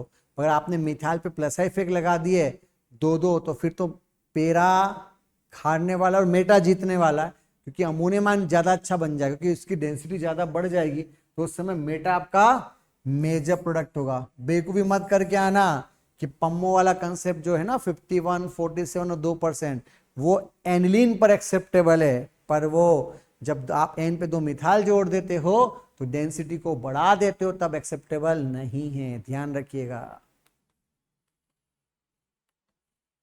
अगला theme, the number of quaternary and chiral carbon. Quaternary का मतलब क्या ढूंढना रे, 4 डिग्री कार्बन। देखो इतने 4 डिग्री, इतने 4 डिग्री दिख रहा है, 4 डिग्री का मतलब जो दिख रहा है वही 4 डिग्री है। और कायरल कार्बन का मतलब क्या, अभी चेक कर लेते हैं। कायरल कार्बन का मतलब क्या, आजा भैया, तो आपके पास में यहां पर ये ऑप्शन आना चाहिए, क्या आना चाहिए, या कायरल कार्बन का मतलब क्या, देखो 1 2 और क्या आ गया भैया, ये आपका 2 ही कायरल कार्बन सेंटर नहीं दिख रहा, ये भी कायरल सेंटर भी कहलाएगा। तो आपका 4 डिग्री 2 और ये आपका 3, आपका आंसर ये आना चाहिए। तो बहुत सिंपल सा फंडा है। आपके पास 2 डिग्री कायरल सेंटर कितने पूछा गया और क्वार्टरली कितने पूछा गया, मतलब 2 अलग अलग मोड को एक साथ पूछा गया। अगला theme, compound X, PK15, PK10। रट्टाफिकेशन कंसेप्ट है पर अच्छा कंसेप्ट है। PK15, ये PK किसका होता है बोलो, ये होता है भाई एल्कोहल का, ROH का। और ये किसका होता है, ये होता है फिनोल का। बस हो गया शायद। Both produce H2 on treatment with sodium metal, से दोनों ही रिएक्शन करते हैं। तो बताओ कौन सा मिक्सचर आइसोमर बनेगा, मोनोनाइट्रेशन। और क्या both yield a mixture of isomer of, mixture बनेगा मतलब जो दोनों रिएक्शन करें। तो PK15 का मतलब क्या हो गया भाई, तो PK देखो ध्यान से, ये अल्कोहल और ये फिनोल और ये ईथर, तो ये तो जाएगा ही नहीं, ये ऑर्थो पे दोनों पे आंसर आ सकता है। अब यहाँ दोनों फिनोल है, पर याद करो इसके कारण ऑर्थो और पेरा आएगा, पर जब इसकी बात की जाए तो केवल ऑर्थो आएगा, याद करो। इसका पेरा लॉक है तो ये नहीं आ सकता। इससे चूंकि क्या पूछा है, mixture of isomer, that's a very important point. छोटी सी बात है, पर सिली मिस्टेक को मतलब नमस्ते करने के चांसेस बहुत अच्छे हैं। अगर आपने हल्का सा भी क्वेश्चन को ढंग से नहीं पढ़ा तो माइनस मार्किंग के फुल चांसेस हैं। तो भैया सीधा सा फंडा है, आपका आंसर ये तो एल्कोहल के लिए आ गया और फिर इसमें ऑर्थोपेरा दोनों आने चाहिए, तो प्रैक्टिकली आपके पास ये ऑप्शन आ जाएगा क्योंकि मिक्सचर पूछा। हाँ, अगर ओनली एक ही प्रोडक्ट पूछता, ओनली ऑर्थो पूछता, तो भैया फिर तुम्हारा आंसर फोर्थ आना चाहिए। समझ में आया क्वेश्चन क्या है? अगला, monosaccharide present in the following disaccharide. Disaccharide के अंदर यहां पे कौन सा मोनोसेकेराइड प्रेजेंट है वो ये पूछना चाहता है। ये कैसे जज करें? तो चेक करो, पहले अपन करेंगे इसका हैप्पी बर्थडे ताकि हमारा अप्रोच करना हमारे लिए थोड़ा सा आसान हो जाए। लकीली आप चाहो तो इसमें एक जुगाड़ भी लगा सकते हो जो मैं बात करना चाहूंगा, क्योंकि याद करो नॉर्मल कंडीशन में CH2H ऊपर होता है तो वो D कहलाता है, यहां नीचे इसका मतलब ये L कॉन्फिगरेशन है। अब ध्यान से देखो, ये आपका D, ये आपका D, यानी ये दो ऑप्शन तो वैली कैंसिल होगा, बचा ऑप्शन ये वाला है, ये वाला। तो याद करो, अगर आप यहां से ड्राइविंग फोर्स बनाओगे तो प्रैक्टिकली यहां आपका OH आएगा बेटा, यहां आपका CHO आएगा, इधर कौन है बोलो HOH, इधर कौन है बोलो OHH, इधर पक्का इधर कौन है बोलो H, तो इधर कौन है बोलो OH, और यहां पर कौन है बोलो H और CH2OH। ये आपका फंडा हो गया। तो भाई CHO तो ये भी नहीं आ सकता, सीधा सीधा तुक्का लगाओगे अपन का आंसर ये आएगा। थोड़ा सा और श्योरिटी से यूज कर लें तो हमारा गेम सेट हो जाएगा। याद करो क्या आता है, अप H OH H, बस यहीं पे गड़बड़ होने के चांसेस बनते हैं, तो हम यहाँ क्या करते हैं, याद करो 3 ग्रुप रोटेशन। तो आपके सीक्वेंस आने चाहिए H OH H OH, ये देखो H OH H OH, that's the choice. बहुत ही अच्छा क्वेश्चन पूछा है, बहुत छोटी सी ट्रिक होती है।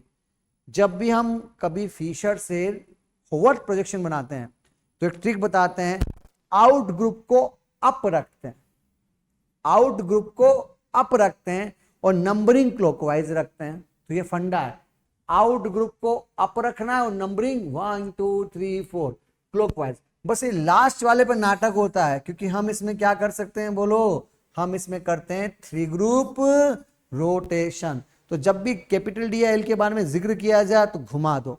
ये क्वेश्चन आज तक एडवांस में भी नहीं आया है, बहुत ही मस्त question, beautiful question, perfect way, इसको बोलते गुड इमेजिनेशन। मैं हमेशा बच्चों को बोलता हूं अगर आपको एडवांस क्लियर कराना है तो आप NSCC सोल्व कर लो। अगर आपका NSCC बेस्ट है हर क्वेश्चन की, बेटा थॉट प्रोसेस, एक नया सोच का जो तरीका होता है वो अच्छा मिलता है, वो मस्त क्वेश्चन। बायोमोलिक्यूल्स का ये मतलब सबसे अच्छे क्वेश्चनों में काउंट किया जा सकता है, क्योंकि ये एट द स्पॉट करना होगा। अच्छा क्वेश्चन, इंपॉर्टेंट, ध्यान रखना। Correct of the basicity of the following species. Basicity का मतलब होता है जो क्या होना चाहिए भैया, जो होना चाहिए अनस्टेबल। अब अनस्टेबल कौन है, तो ये ऑक्सीजन है 3.5 वाला, ये कौन है 3 वाला, ये कौन है डीलोकेलाइज, और ये कौन है 2.5। पंच लाइन हमारी है less electronegative more electron donor, क्योंकि वो हो जाएगा मोर बेसिक। तो बस सिंपल सा फंडा है, जिस यूनिटी कम होती है उसकी यूनिट करने की पावर ज्यादा होती है, वो ज्यादा बेसिक होता है। तो बस क्लियर कर लो, पहले कौन आएगा, पहले आएगा 4, फिर आएगा सेकेंड, फिर आएगा फर्स्ट, फिर आएगा third. 4 first second 4 second 4 second, ये रहा आपका 4 सेकेंड। बाकी तो वैसी कहानी खत्म हो गई है, दूर दूर तक कोई नहीं है। ये आपका 4 सेकेंड हो गया। हमेशा बोलता हूं स्ट्रॉन्ग देखो, लास्ट देखो, ऑर्डर सेट है। अगला the most likely to loss water from protonation. तो भाई अगर इस पे मैं H+ जोड़ूं तो लोन पेयर से पहले क्या करूंगा भाई, डेटिव बॉन्ड बनाऊंगा, फिर क्या करूंगा, इसमें से वाटर को हटाऊंगा, फिर क्या करूंगा, कार्बोकेटान बनाऊंगा। क्या ऐसा यहाँ पॉसिबल है?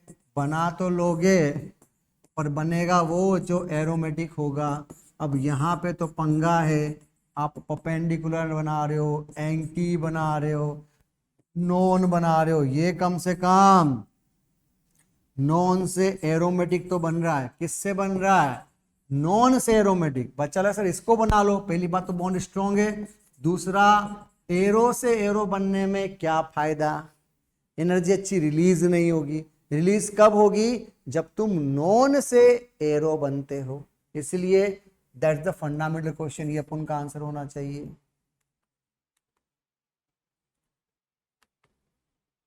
अगला theme, the numeric question show in the following.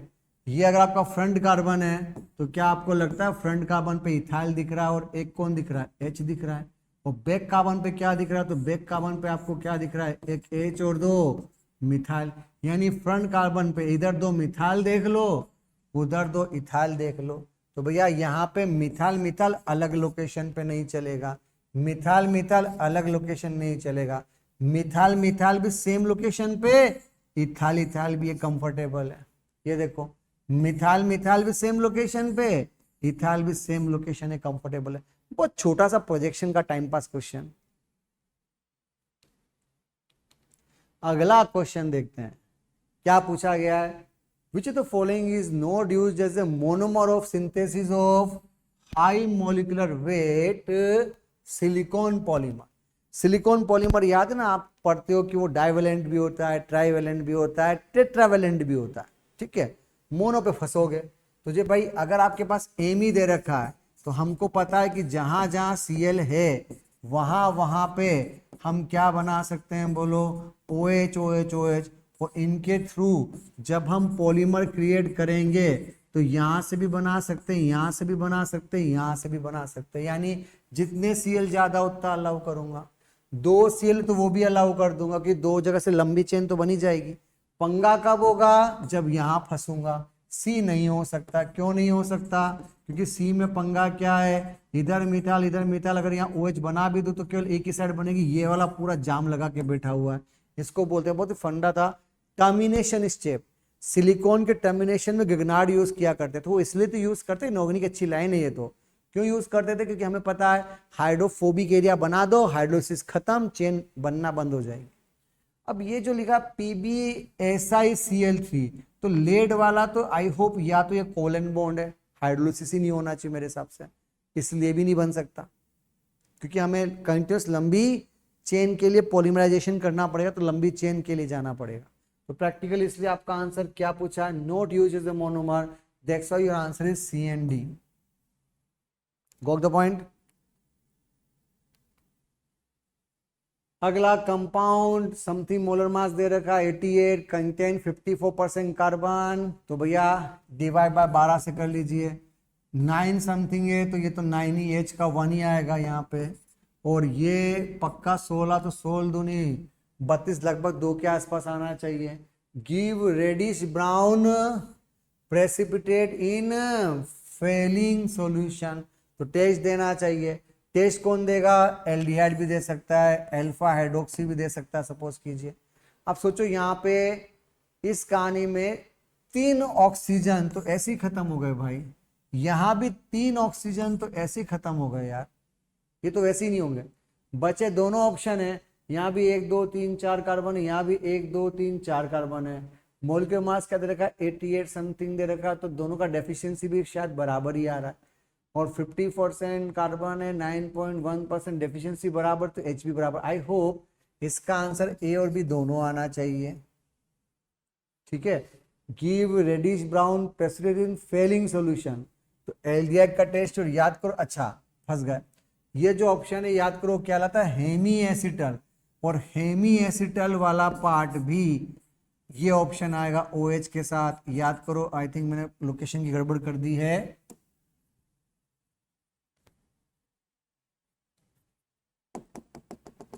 यहाँ पे अच्छा इत्थे आना पड़ेगा। चल जा भाई, कहीं को बेइज्जती कर रहा है।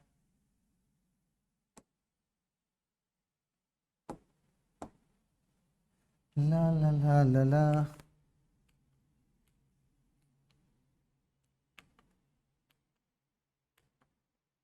या तो इस कहानी में यहाँ पे पंगा था, नहीं हैंग हो रहा, हटा रहा हूँ। यहाँ पे पंगा था, आपके पास यहाँ OH, यहाँ OH होता और फिर यहाँ पे ये इधर यहाँ से H- बाहर निकलता और ड्राइविंग फोर्स के रूप में रिएक्शन होती, तो आंसर आना चाहिए था। तो प्रैक्टिकली मुझे ऐसा लगता है कि आपका आंसर A और B दोनों आएगा, दोनों आना चाहिए बेटा, क्योंकि एल्डिहाइड भी टेस्ट देता है, अल्फा हाइड्रोक्सी कीटोन भी टेस्ट देता है, और डेफिशिएंसी बराबर आ रही है।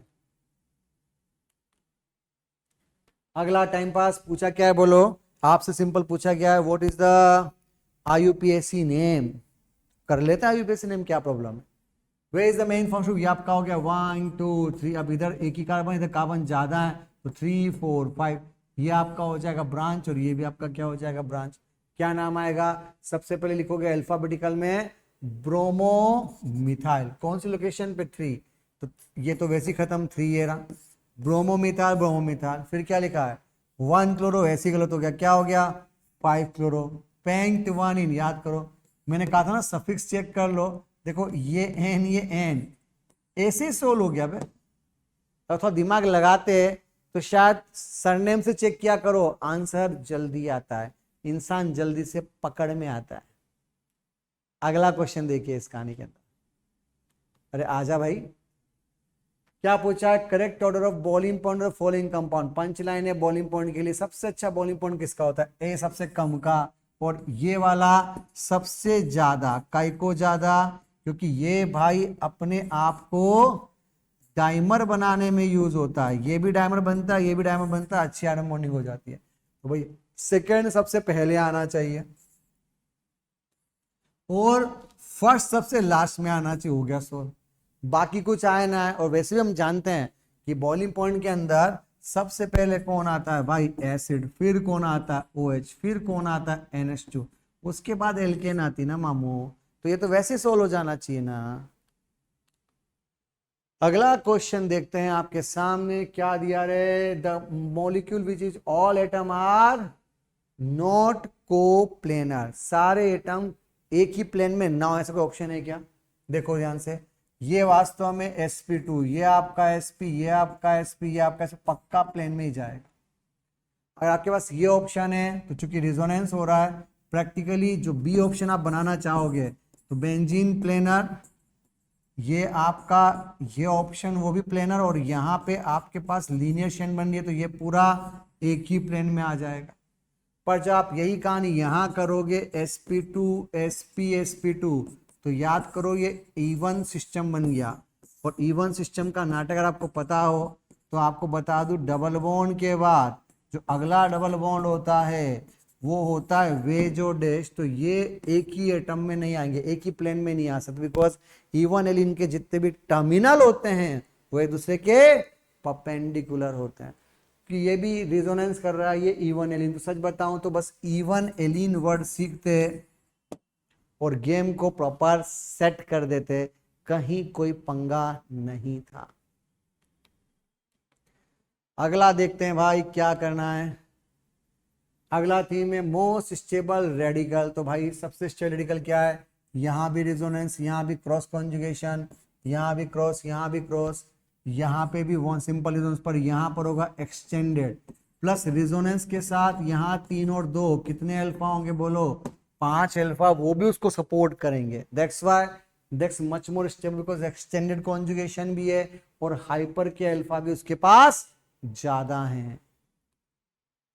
अगला थीम आजा भाई, the molecular that an exist is a tautomer. Tautomer के लिए एक ही दिमाग में रखा करो, क्या देखना चाहिए alpha H, sp3 alpha H, चलेगा काम हो जाएगा।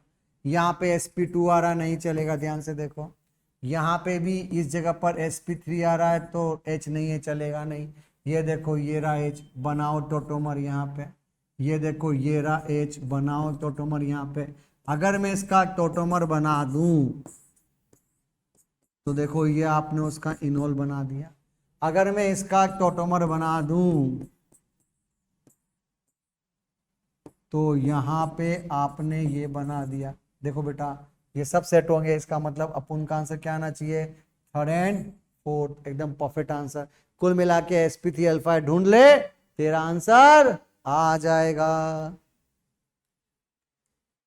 अगला थीम क्या पूछा है, compound P that undergo the sequence of reaction give below to give the product Q is, मस्त क्वेश्चन पूछा, बहुत ही झकास क्वेश्चन। क्या लिखा है, एक्सेस में मिथेनॉल दे रखा है। अब एक्सेस में मिथेनॉल किस लिए दिया जाता है, तो ऑफ कोर्स लॉकिंग करने के लिए। अब आपको बता एलडीए कीटोन में किसको लॉक करोगे, सपोज कीजिए मैंने पास ये ऑप्शन लिया, तो इस कहानी के हिसाब से तो भाई CO रह जाएगा, और चूंकि लेस स्टेरिक था तो मैं इसको लॉक कराऊंगा। फिर PCC दिया तो इसका आगे कुछ हो ही नहीं सकता, यहाँ अटक गया। और चूंकि 3 डिग्री है तो इसका भी ऑक्सीडेशन नहीं होगा, ये भी अटक गया। ठीक है, यहां भी OH है तो देख लेते हैं। अब बचा बी पे बैट करते हैं। एक्सेस में लिखा है तो भैया सबसे पहले मैंने यहाँ पे इसको लॉक कर दिया, फिर लिखा PCC तो मैंने इसको CHO बना दिया, फिर लिखा गिगनार्ड तो मैंने इस पर क्या किया बोलो, गिगनार्ड का अटैक कर दिया। जब गिगनार्ड का अटैक किया तो अपुन के पास यहाँ पर आएगा CHOH, यहाँ पर क्या आएगा CH3, फिर लिखा है H3O प्लस। अब यहाँ नाटक है, इसका मतलब ये E1 की बात करना चाहता है, हीट की बात करना चाहता है, और हाइड्रोसिस करोगे तो केटान बन के एल्किन भी बनेगा और ये वापस नॉर्मल भी हो जाएगा। That's why this is perfect answer. ये भी जैसे बायोमोलिक्यूल्स वाला एक अच्छा क्वेश्चन था ना, इन द सेम पैटर्न, ये भी एक अच्छा क्वेश्चन है, क्योंकि इसमें उसने थोड़ा सा थॉट प्रोसेस को डेवलप करने की कोशिश करी है। अप्रोच अच्छी करनी पड़ेगी, आपका थॉट अच्छा करना पड़ेगा, तो ही आप इन क्वेश्चन को बहुत इजीली तरीके से हैंडल कर सकते हो, नहीं तो ये प्रॉब्लम भी क्रिएट कर सकते हैं। अच्छा आर्गुमेंट होगा सर डी क्यों नहीं माना, तो सर डी में पंगा क्या होगा, डी में अगर पंगा करता, सपोज डी भी अच्छा ऑप्शन है, तो बेटा मैंने यहाँ पे लॉक तो कर दिया, तो लॉक करने पर ये भी OCH3 होता और ये भी OCH3 होता, फिर यहाँ पे कीटोन बनता, फिर यहाँ पर CH3 जब अटैक करता और गिगनार्ड बनता, तो बेटा तेरे पास यहाँ OH और यहाँ CH3 और ये लॉकिंग ही हो जाती, याद करो अभी भी ये लॉकिंग कंडीशन में ही रहता। फिर जब तुम इसमें E1 करते तो आपकी एल्किन ये बनती और ये वापस CH होता। ये ऑप्शन आपको यहां नहीं दिया गया, एल्डिहाइड को नहीं कीटोन को दिया गया, इसलिए ये नहीं हो सकता। नहीं तो ये भी एक बहुत अच्छा क्वेश्चन है, मतलब इसका ऑप्शन डेली भी हो सकता था अगर क्वेश्चन की जो फ्रेमिंग है वो इस तरह की दी जाती। That's also a good way to ask, अच्छा क्वेश्चन है ये भी। नेक्स्ट क्वेश्चन देखते हैं भाई, क्या दिया था, major product of the following reaction. Major product का मतलब क्या, C4H9Cl दिया हुआ है, तो भाई तेरे पास यहाँ Cl है, AlCl3 दे रखा है, जेटी बॉन्ड बनाना, फिर तो हाइड्राइड शिफ्ट करना, केटान यहाँ बनेगा और यहाँ बेंजीन को जोड़ने का, तो आपके पास बेंजीन पर ये जखीरा जोड़ देने का। आगे क्या दे रखा है, आगे दिया नाइट्रेशन। हम सब जानते हैं कि भले ये बल्कि हो पर इसके पास एक तो अल्फा H है ना, एक तो H है, इसलिए वो क्या होगा ऑर्थो पैरा। चूंकि हम जानते हैं सब बल्कि शेल की ज्यादा है, तो जब बल्कि शेल की ज्यादा होता है तो हम ऑर्थो छोड़ के पेरा पे अटैक करते हैं। तो कहाँ जोड़ना है, बल्कि के पेरा पे। ये लीनियर चेन अलाउनी की मेजर पूछा है बच्चे, ये रहा आपका बल्कि और ये रहा आपका पेरा, उनका आंसर ये नहीं आ सकता क्योंकि आप मेटा डायरेक्टिंग की बात नहीं करोगे। अगला थीम देखिएगा, correct sequence of the following reaction. पहले दे रखा है ट्रांस, फिर क्या बोलना चाहते हो बोलो, ट्रांस से बनाओ सिस। हम क्या करें कि अपन का आंसर ट्रांस से सिस के लिए एक्सेप्टेबल हो जाए, तो क्या किया भैया, सबसे पहला थीम देखो, इन सारी कहानियों में सबसे बेस्ट है ब्रोमीन, क्योंकि मैं पता है ब्रोमीन जोड़ोगे तो याद करो यहाँ पे ब्रोमीन जोड़ पाओगे, एंटी एडिशन होगा। फिर क्या करोगे, पक्का E2 कर दो, E2 करोगे तो यहाँ पे एल्काइन बनेगी। फिर क्या करोगे, उसके बाद आप यूज करो H2PdBSO4, क्योंकि वो लिंडलार कहलाएगा, और लिंडलार का आंसर क्या आता है बोलो, सिस आता है। तो भैया सबसे पहले लिंडलार, क्योंकि सिस दे रखा है तो सबसे लास्ट में थर्ड आना चाहिए। थर्ड ऑप्शन इत्थे इत्थे और इत्थे ही आ रहा है। नाउ शुरुआत में कौन आना चाहिए, तो चेक कर लो, यहाँ भी फर्स्ट है, यहाँ भी फर्स्ट है, इसका मतलब NaNH2 से E2 कंफर्म हुई होगी। तो फिर चेक करो कौन जीतेगा, तो भाई 4 तो आ ही नहीं सकता हाइड्रोजन के बाद, पक्का क्या आना चाहिए बोलो, आपका ऑप्शन सेकेंड, क्योंकि आप ब्रोमीन से ही तो यहाँ 2 ब्रोमीन जोड़ पाओगे। तो सिंपल सा फंडा था, पहले ब्रोमीन जोड़ के एडिशन करो, फिर एल्काइन बना दो, फिर रिडक्शन करके एल्कीन बना दो, सिस बना दो, गेम हो जाएगा। इसका उल्टा भी कर सकते थे, ये दिया होता ब्रोमीन जोड़ते, फिर एल्काइन बनाते, फिर लास्ट में बर्च कर देते, तो आंसर पलट जाता। ठीक है ना, अच्छा थीम है, थॉट प्रोसेस अच्छा है, सोच समझ के टाइम कीजिएगा। अगला मस्त क्वेश्चन दिया है, compound x undergo the following reaction, dilute NaOH दे रखा है, H प्लस दे रखा है, K2 दे रखा है, हीट दे रखा है, सबसे लास्ट में O3 दे रखा है। ये बहुत अच्छी पंचलाइन होती है। O3 बनने का मतलब 100% ऑर्थो है। क्यों ऑर्थो है? क्योंकि अपन के पास ये ऑप्शन आएगा, जब भी K2Cr2O7 या KMnO4 के बाद अगर कुछ प्रोडक्ट दिया हुआ है और अगर O3 बने तो समझ जाओ एनहाइड्रोजन ऑर्थो होना चाहिए। इससे बोल रहा हूं कि ये खत्म हो गया, ये भी हो सकता था, पर अगर ये होता तो भैया यहाँ Cl मेंटेन होता, मोल के फॉर्मूले में Cl नहीं आ रहा, ये भी हटाओ, तो पक्का ये ऑप्शन आएगा। कैसे चेक किया? डाइल्यूट एक्वस NaOH ले लिया, यानी इनडायरेक्टली आपने इसको बना लिया CH2OH। ये कौन है? COH। इसका ऑप्शन किया तो ऑर्थो ऑर्थो पे आंसर आएगा, आंसर आ जाएगा। अगर ये होता तो फिर ये वाला बॉन्ड मेंशन होता, फिर आपके पास यहाँ पे O3 की जगह फिर O4 आ जाता। तो प्रैक्टिकली ये फंडा होता है कि O3 दे रखा है, इसका मतलब ऑर्थो की बात करनी है, और कुछ हेट्रोएटम एयर एक्स्ट्रा आ जाए तो जरूर वो जुड़ता रहना चाहिए था। तो प्रैक्टिकली आपके पास कोई ऑप्शन नहीं है। Best way to deal in the paper, है ना? अच्छा क्वेश्चन। अगली बात करते हैं, क्या पूछा है? इन विच रिएक्शन कार्बोटाइन कैन फॉर्म। याद करो मार्कोनिकॉफ है तो भैया H जोड़ के केटानी तो बनाते हो। यहाँ पे नाटक होता है, ये आपकी बेंजाइन मैकेनिज्म, यहाँ कार्बोटाइन नहीं बनता। अगर मीडियम एसिडिक है तो OH को हटा के पहले केटान ही तो बनाओगे, फिर तो जोड़ते थे, याद करो। तो आपका आंसर सेकंड नहीं आना चाहिए, क्या आना चाहिए बोलो? फर्स्ट एंड थर्ड, यानी आपका आंसर क्या आना चाहिए? एकदम हलवा क्वेश्चन ही लग रहा है, सिंपल केटान बनाओ और गेम खेल लो। Among the following the compound that has the highest dipole moment, किसका डाइपोल मोमेंट सबसे अच्छा होगा? तो जो सबसे अच्छा रेजोनेंस करेगा, जो सबसे ज्यादा पोलरिटी क्रिएट करेगा, उसका डाइपोल सबसे अच्छा होना चाहिए। देखिए भैया, यहाँ पे आपके पास है OCH3 यानी डोनेट करने वाला ऑक्सीजन है, यहाँ पे आपके पास है शायद कीटोन, यहाँ पर आपके पास है NH2 less electronegative more electron donor. ऐसा होने पर ये डाइपोल सबसे अच्छा क्रिएट करेगा। Cl भी करता, पर याद करो Cl का माइनस साइड ज्यादा डोमिनेंट होने से वो इतना अच्छा रेजोनेंस नहीं कर पाता। तो सबसे अच्छा रेजोनेंस जो करेगा वो सबसे ज्यादा पोलरिटी क्रिएट करेगा, क्योंकि mu is equal to E/D। Charge develop के साथ क्या देखना होता है? डिस्टेंस, और जितना रेजोनेंस ज्यादा एक्सटेंडेड होगा उतना डिस्टेंस भी ज्यादा होगी बच्चों। अगला तीन क्या पूछा है? The major product the following reaction. आपके सामने कंपाउंड दे रखा है और उस पे पूछा है BrCl के साथ क्या करना है। तो देखो भाई, अगर यहाँ पे BrCl है तो पक्का यहाँ पहले MgBr बना, बिकॉज ये बॉन्ड स्ट्रॉन्ग होता है, वो बॉन्ड वीक होता है। फिर क्या किया? आपके पास जो जखीरा दे रखा है, this compound is CO, this compound is COC2H5।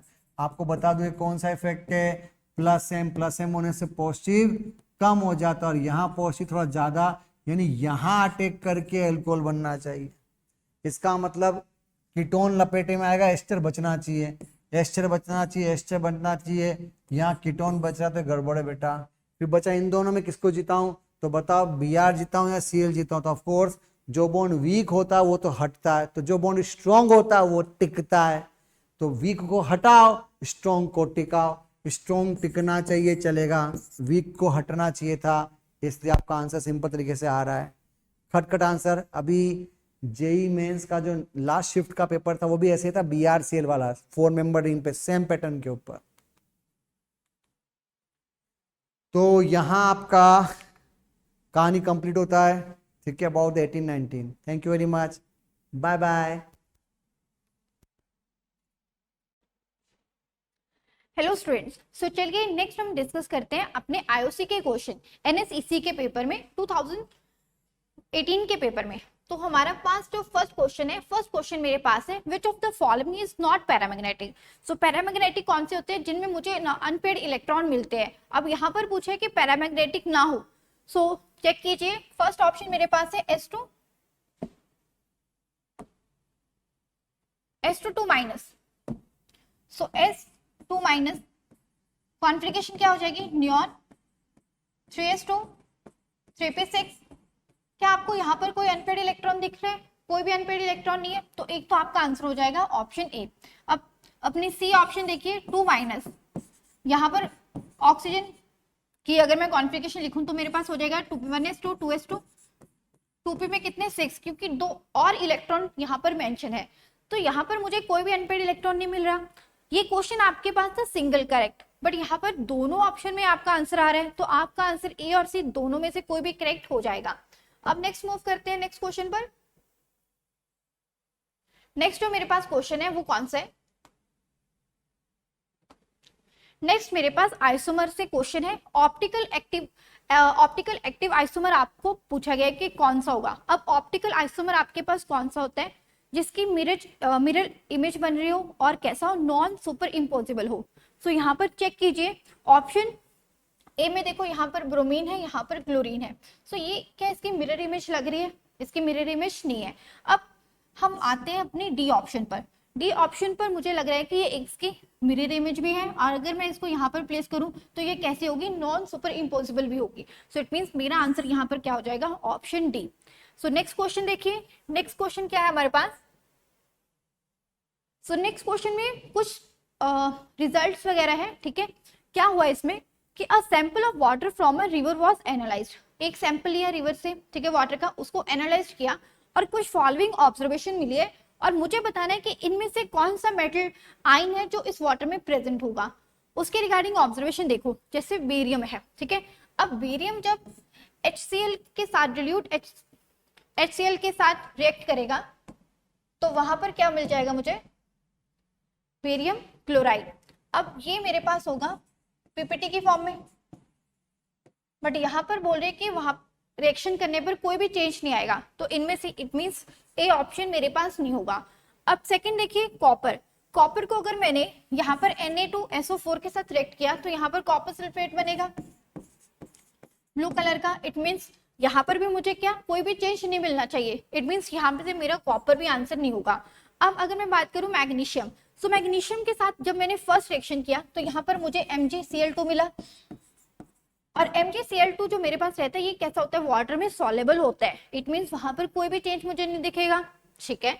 Next जब मैंने NO2CO3 के साथ रिएक्ट किया तब मुझे यहाँ पर क्या मिलेगा, मैग्नीशियम का कार्बोनेट मिलेगा, ठीक है, जिसके क्या व्हाइट पीपीटी में मिलेगा मैग्नीशियम का carbonate.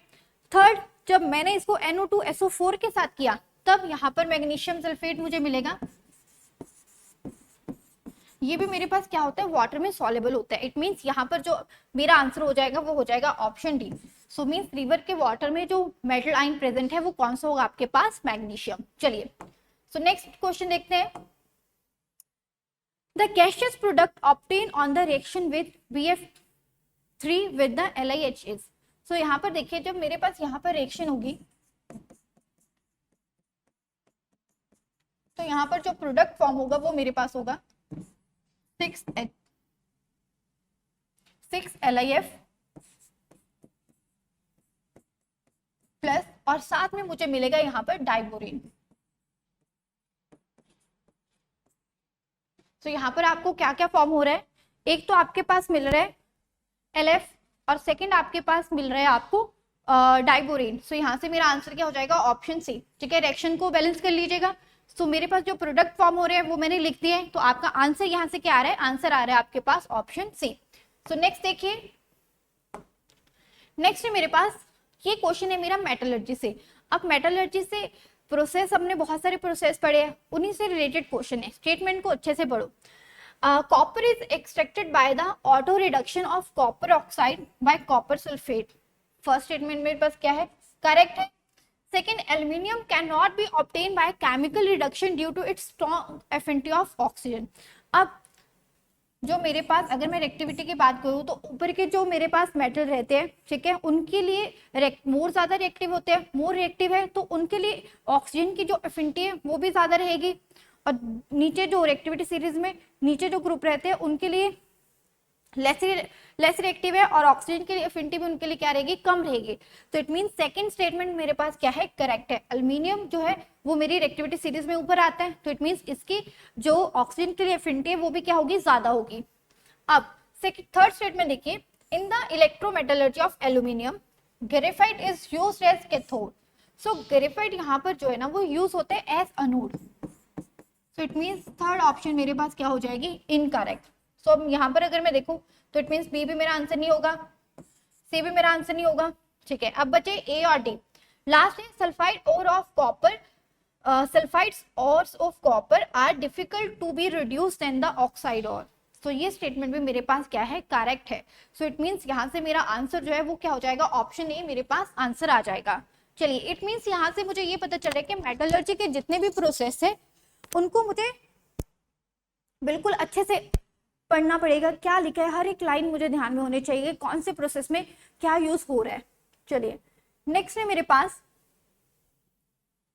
Which of the following all the bond lengths are not at same.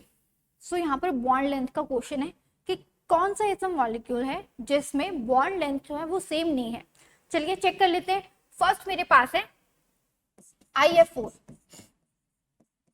Plus. अब आयोडीन पर कितने वैलेंशियल इलेक्ट्रॉन कितने रहते हैं, 7। अब प्लस का चार्ज है तो एक मैंने हटा दिया तो मेरे पास 6 हो गए। उन 6 में से 4 कितने बन रहे हैं, बॉन्ड बन रहे हैं, और एक मेरे पास लोन पेयर है। इट मीन्स यहाँ पर हाइब्रिडेशन क्या होगी, sp3d होगी, यहाँ पर लोन पेयर आ गया। अब नेक्स्ट है मेरे पास BF4 माइनस। सो BF4 माइनस के लिए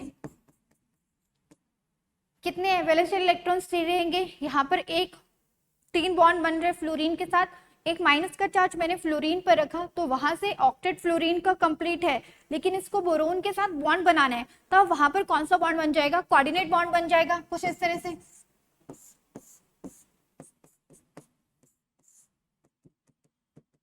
ये अपने दोनों इलेक्ट्रॉन बॉन्डिंग में डालेगा तो कोऑर्डिनेट बॉन्ड बनाएगा। अब इस केस में मेरे पास जो हाइब्रिडेशन है वो क्या हो जाएगी, sp3 हो जाएगी, और sp3 में सराउंडिंग एटम भी यहाँ पर सेम है, तो इनमें क्या होगा, बॉन्ड लेंथ जो है चारों में कैसे होगी, सेम होगी, ठीक है। बट अगर मैं यहाँ पर बात करूँ, ये मेरे पास क्या रहते हैं, एक्सियल, और ये मेरे पास इक्वेटोरियल बॉन्ड्स रहते हैं, तो इट मीन्स फर्स्ट वाले में तो मेरे पास डिफरेंट बॉन्ड लेंथ मुझे मिलने वाली है। अब थर्ड जो है यहाँ पर भी क्या है, SF4 है। इसकी अगर मैं हाइब्रिडेशन की बात करूँ, सल्फर पर 6 वैलेंशियल इलेक्ट्रॉन, 4 बॉन्ड बन रहे हैं, एक लोन पेयर है, इट मीन्स हाइब्रिडेशन होगी इसकी sp3d। इट मीन्स यहाँ पर भी इक्वेटोरियल और एक्सियल बॉन्ड एग्जिस्ट करेंगे, तो इस केस में भी मेरे पास क्या होगा, बॉन्ड लेंथ इक्वल नहीं होगी। अब लास्ट वाला जो आपके पास है, इस केस में भी मेरे पास जो हाइब्रिडेशन है वो क्या हो जाएगी, sp3d हो जाएगी, इक्वेटोरियल और एक्सियल बॉन्ड एग्जिस्ट करेंगे, इट मीन्स यहाँ पर भी बॉन्ड लेंथ क्या है आपके पास, इक्वल नहीं होगी। तो आपका जो आंसर है यहाँ से आंसर हो जाएगा आपके पास ऑप्शन सी, फर्स्ट, थर्ड और फोर्थ। नेक्स्ट क्वेश्चन पर मूव करते हैं। तो नेक्स्ट क्वेश्चन मेरे पास है कि among the following pair the one in which both the compound as pure liquid can show significant auto ionization. So यहाँ पर देखो आपके पास जो आंसर है ना वो आपके पास है, आंसर बी है। सो बी में देखो क्या होगा, F3, इसको कैसे डिवाइड करूंगी, यहाँ पर कितने 6 हो रहे हैं, तो यहाँ पर केटाइन फॉर्म में मेरे पास हो जाएगा BrF2, एनायनिक फॉर्म में BrF4 माइनस, और नेक्स्ट मेरे पास है ICl3। तो यहाँ पर मैंने 2 से किया और यहाँ पर मुझे क्या मिलेगा, C आयोडीन Cl2 प्लस और प्लस आयोडीन Cl4 माइनस, 6 हो गया कंप्लीट वहां पर। चलिए, सो यहाँ पर आपका जो आंसर है वो कितना हो जाएगा, ऑप्शन बी आपके पास आंसर हो जाएगा।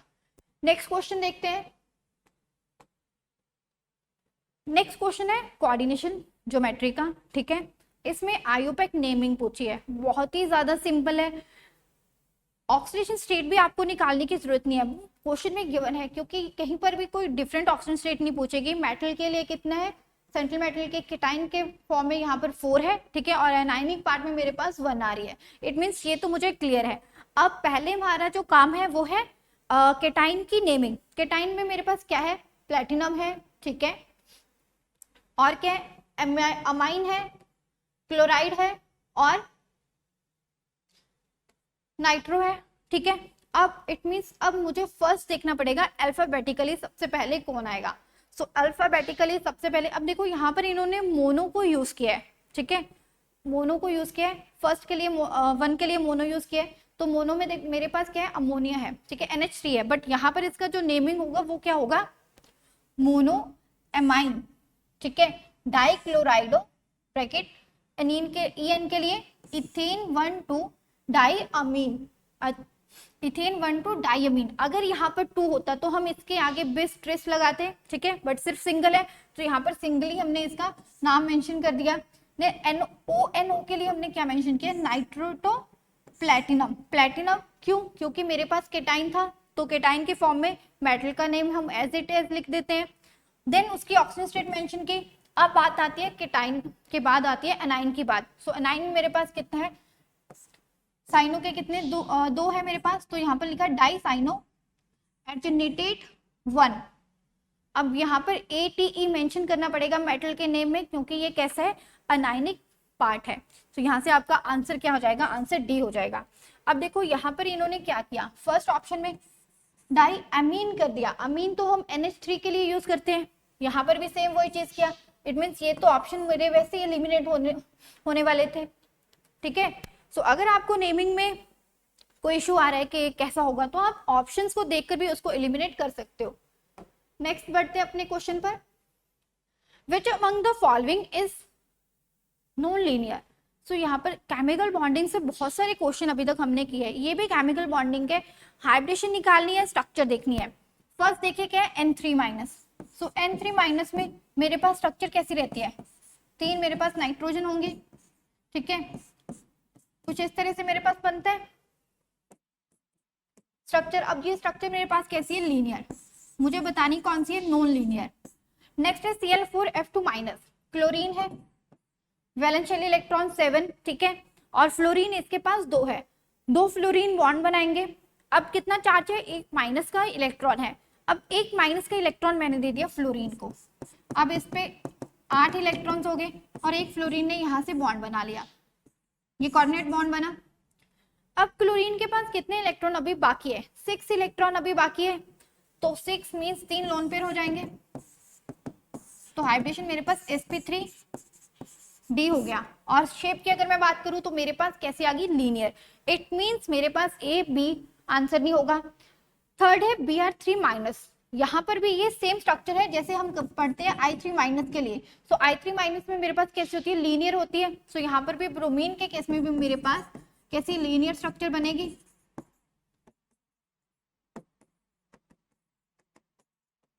हाइब्रिडेशन sp3d हो जाएगी। और लास्ट वाला देखिए ब्रोमीन Cl2+। अब एक इलेक्ट्रॉन चला गया तो अब वैलेंस शेल इलेक्ट्रॉन्स कितने बचे ब्रोमीन पर, 6 बचे, 7 होते हैं, 6 हो गए। अब 2 बॉन्ड पेयर बन रहे हैं और 2 ही इस पे लोन पेयर बन रहे हैं। सो अब यहाँ पर जो हाइब्रिडेशन होगी इसके लिए, सो ये हो जाएगी ब्रोमीन 2 लोन पेयर और यहाँ पर ये बॉन्ड पेयर 2। सो ये मेरे पास होगी बेंट। तो आपका आंसर यहाँ से क्या दिख रहा है, आंसर मेरे पास डी हो जाएगा। चलिए उसके बाद नेक्स्ट जो मेरे पास क्वेश्चन है,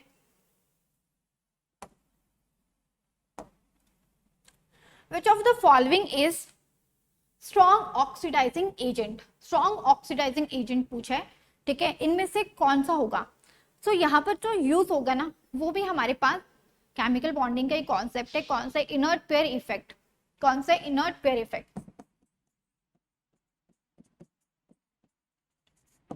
अब यहाँ पर देखो थैलियम, यहाँ पर इसकी ऑक्सीजन स्टेट कितनी है, +3 है, बट ये मोस्ट स्टेबल किस में रहेगा, +1 में।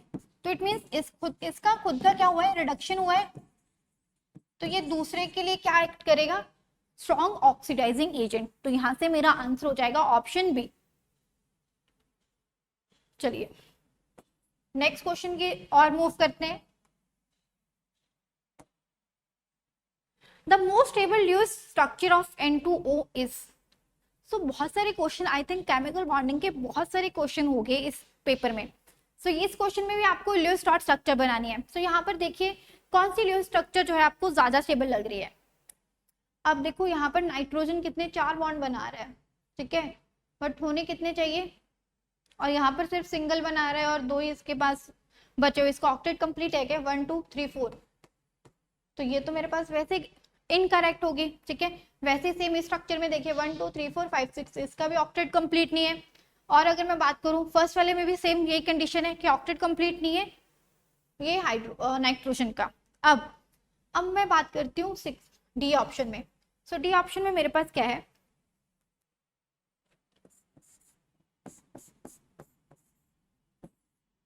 अब इस नाइट्रोजन के पास यहाँ पर लोन पेयर है, 3 इसने बॉन्ड बना लिए, इलेक्ट्रॉन यहाँ पर इसके 3 इलेक्ट्रॉन के साथ बॉन्ड बना लिए यहाँ पर, ठीक है। और यहाँ पर ये 2 इलेक्ट्रॉन इसके बच गए। तो अब यहाँ पर कौन सा बॉन्ड बनेगा, कोऑर्डिनेट बॉन्ड बनेगा। ऑक्सीजन के पास कितने रहते हैं, 6 रहते हैं और 2 यहाँ से आगे। इट मीन्स अब इसका ऑक्टेट क्या है, कंप्लीट हो गया। इस नाइट्रोजन के लिए देखो 6 यहाँ से 7 8 इसका ऑक्टेट कंप्लीट है। यहाँ पर 1 2 3 6 यहाँ से 7 8 इसका कंप्लीट है। और इस ऑक्सीजन के लिए 6 7 और 8 इसका भी ऑक्टेट क्या है, कंप्लीट है। तो आपका आंसर यहाँ से क्या आ जाएगा, आंसर हो जाएगा ऑप्शन डी। नेक्स्ट देखिए, which of the following account best for the fact that fluorine is smaller than O2 minus। अब देखो F2 minus और O2 minus जो है आइसोइलेक्ट्रॉनिक स्पीशीज है, सेम नंबर ऑफ इलेक्ट्रॉन है इसमें।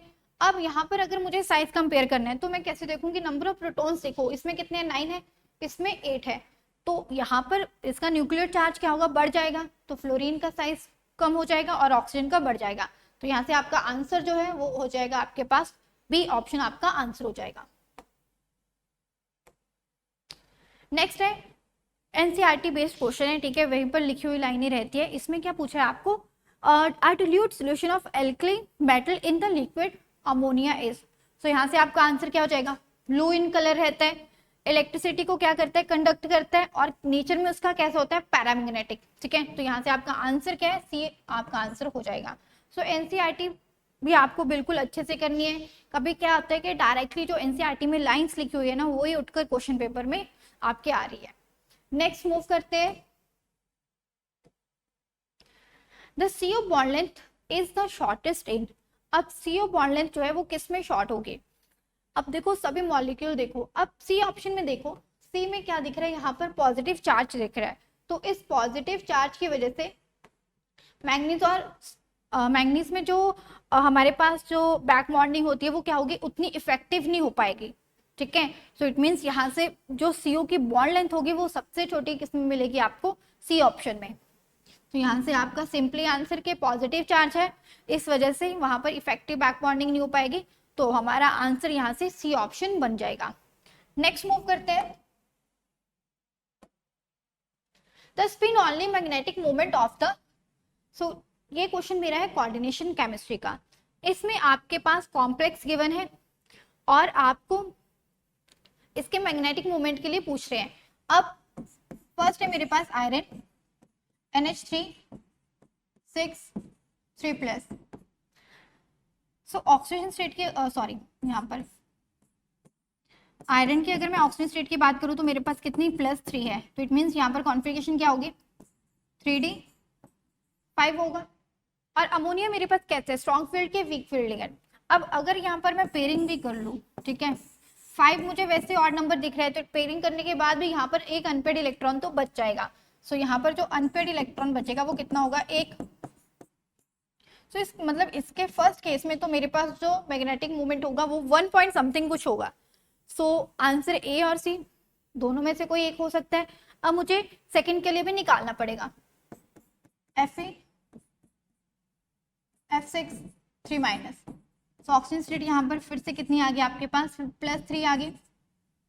वेट फॉर अ मिनट, +3 आएगी क्या यहाँ पर,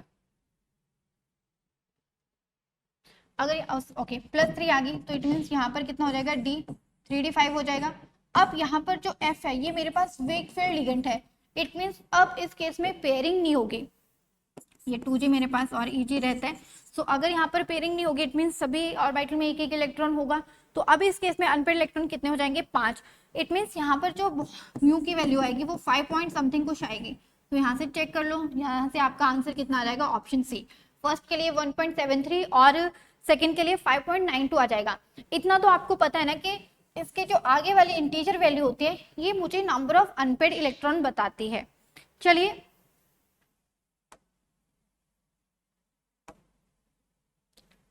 ओके, सो ये आपके पास कुछ आईओसी के क्वेश्चन थे। आई होप आपने पेपर में अच्छे से अटेम्प्ट किए होंगे। Thank you.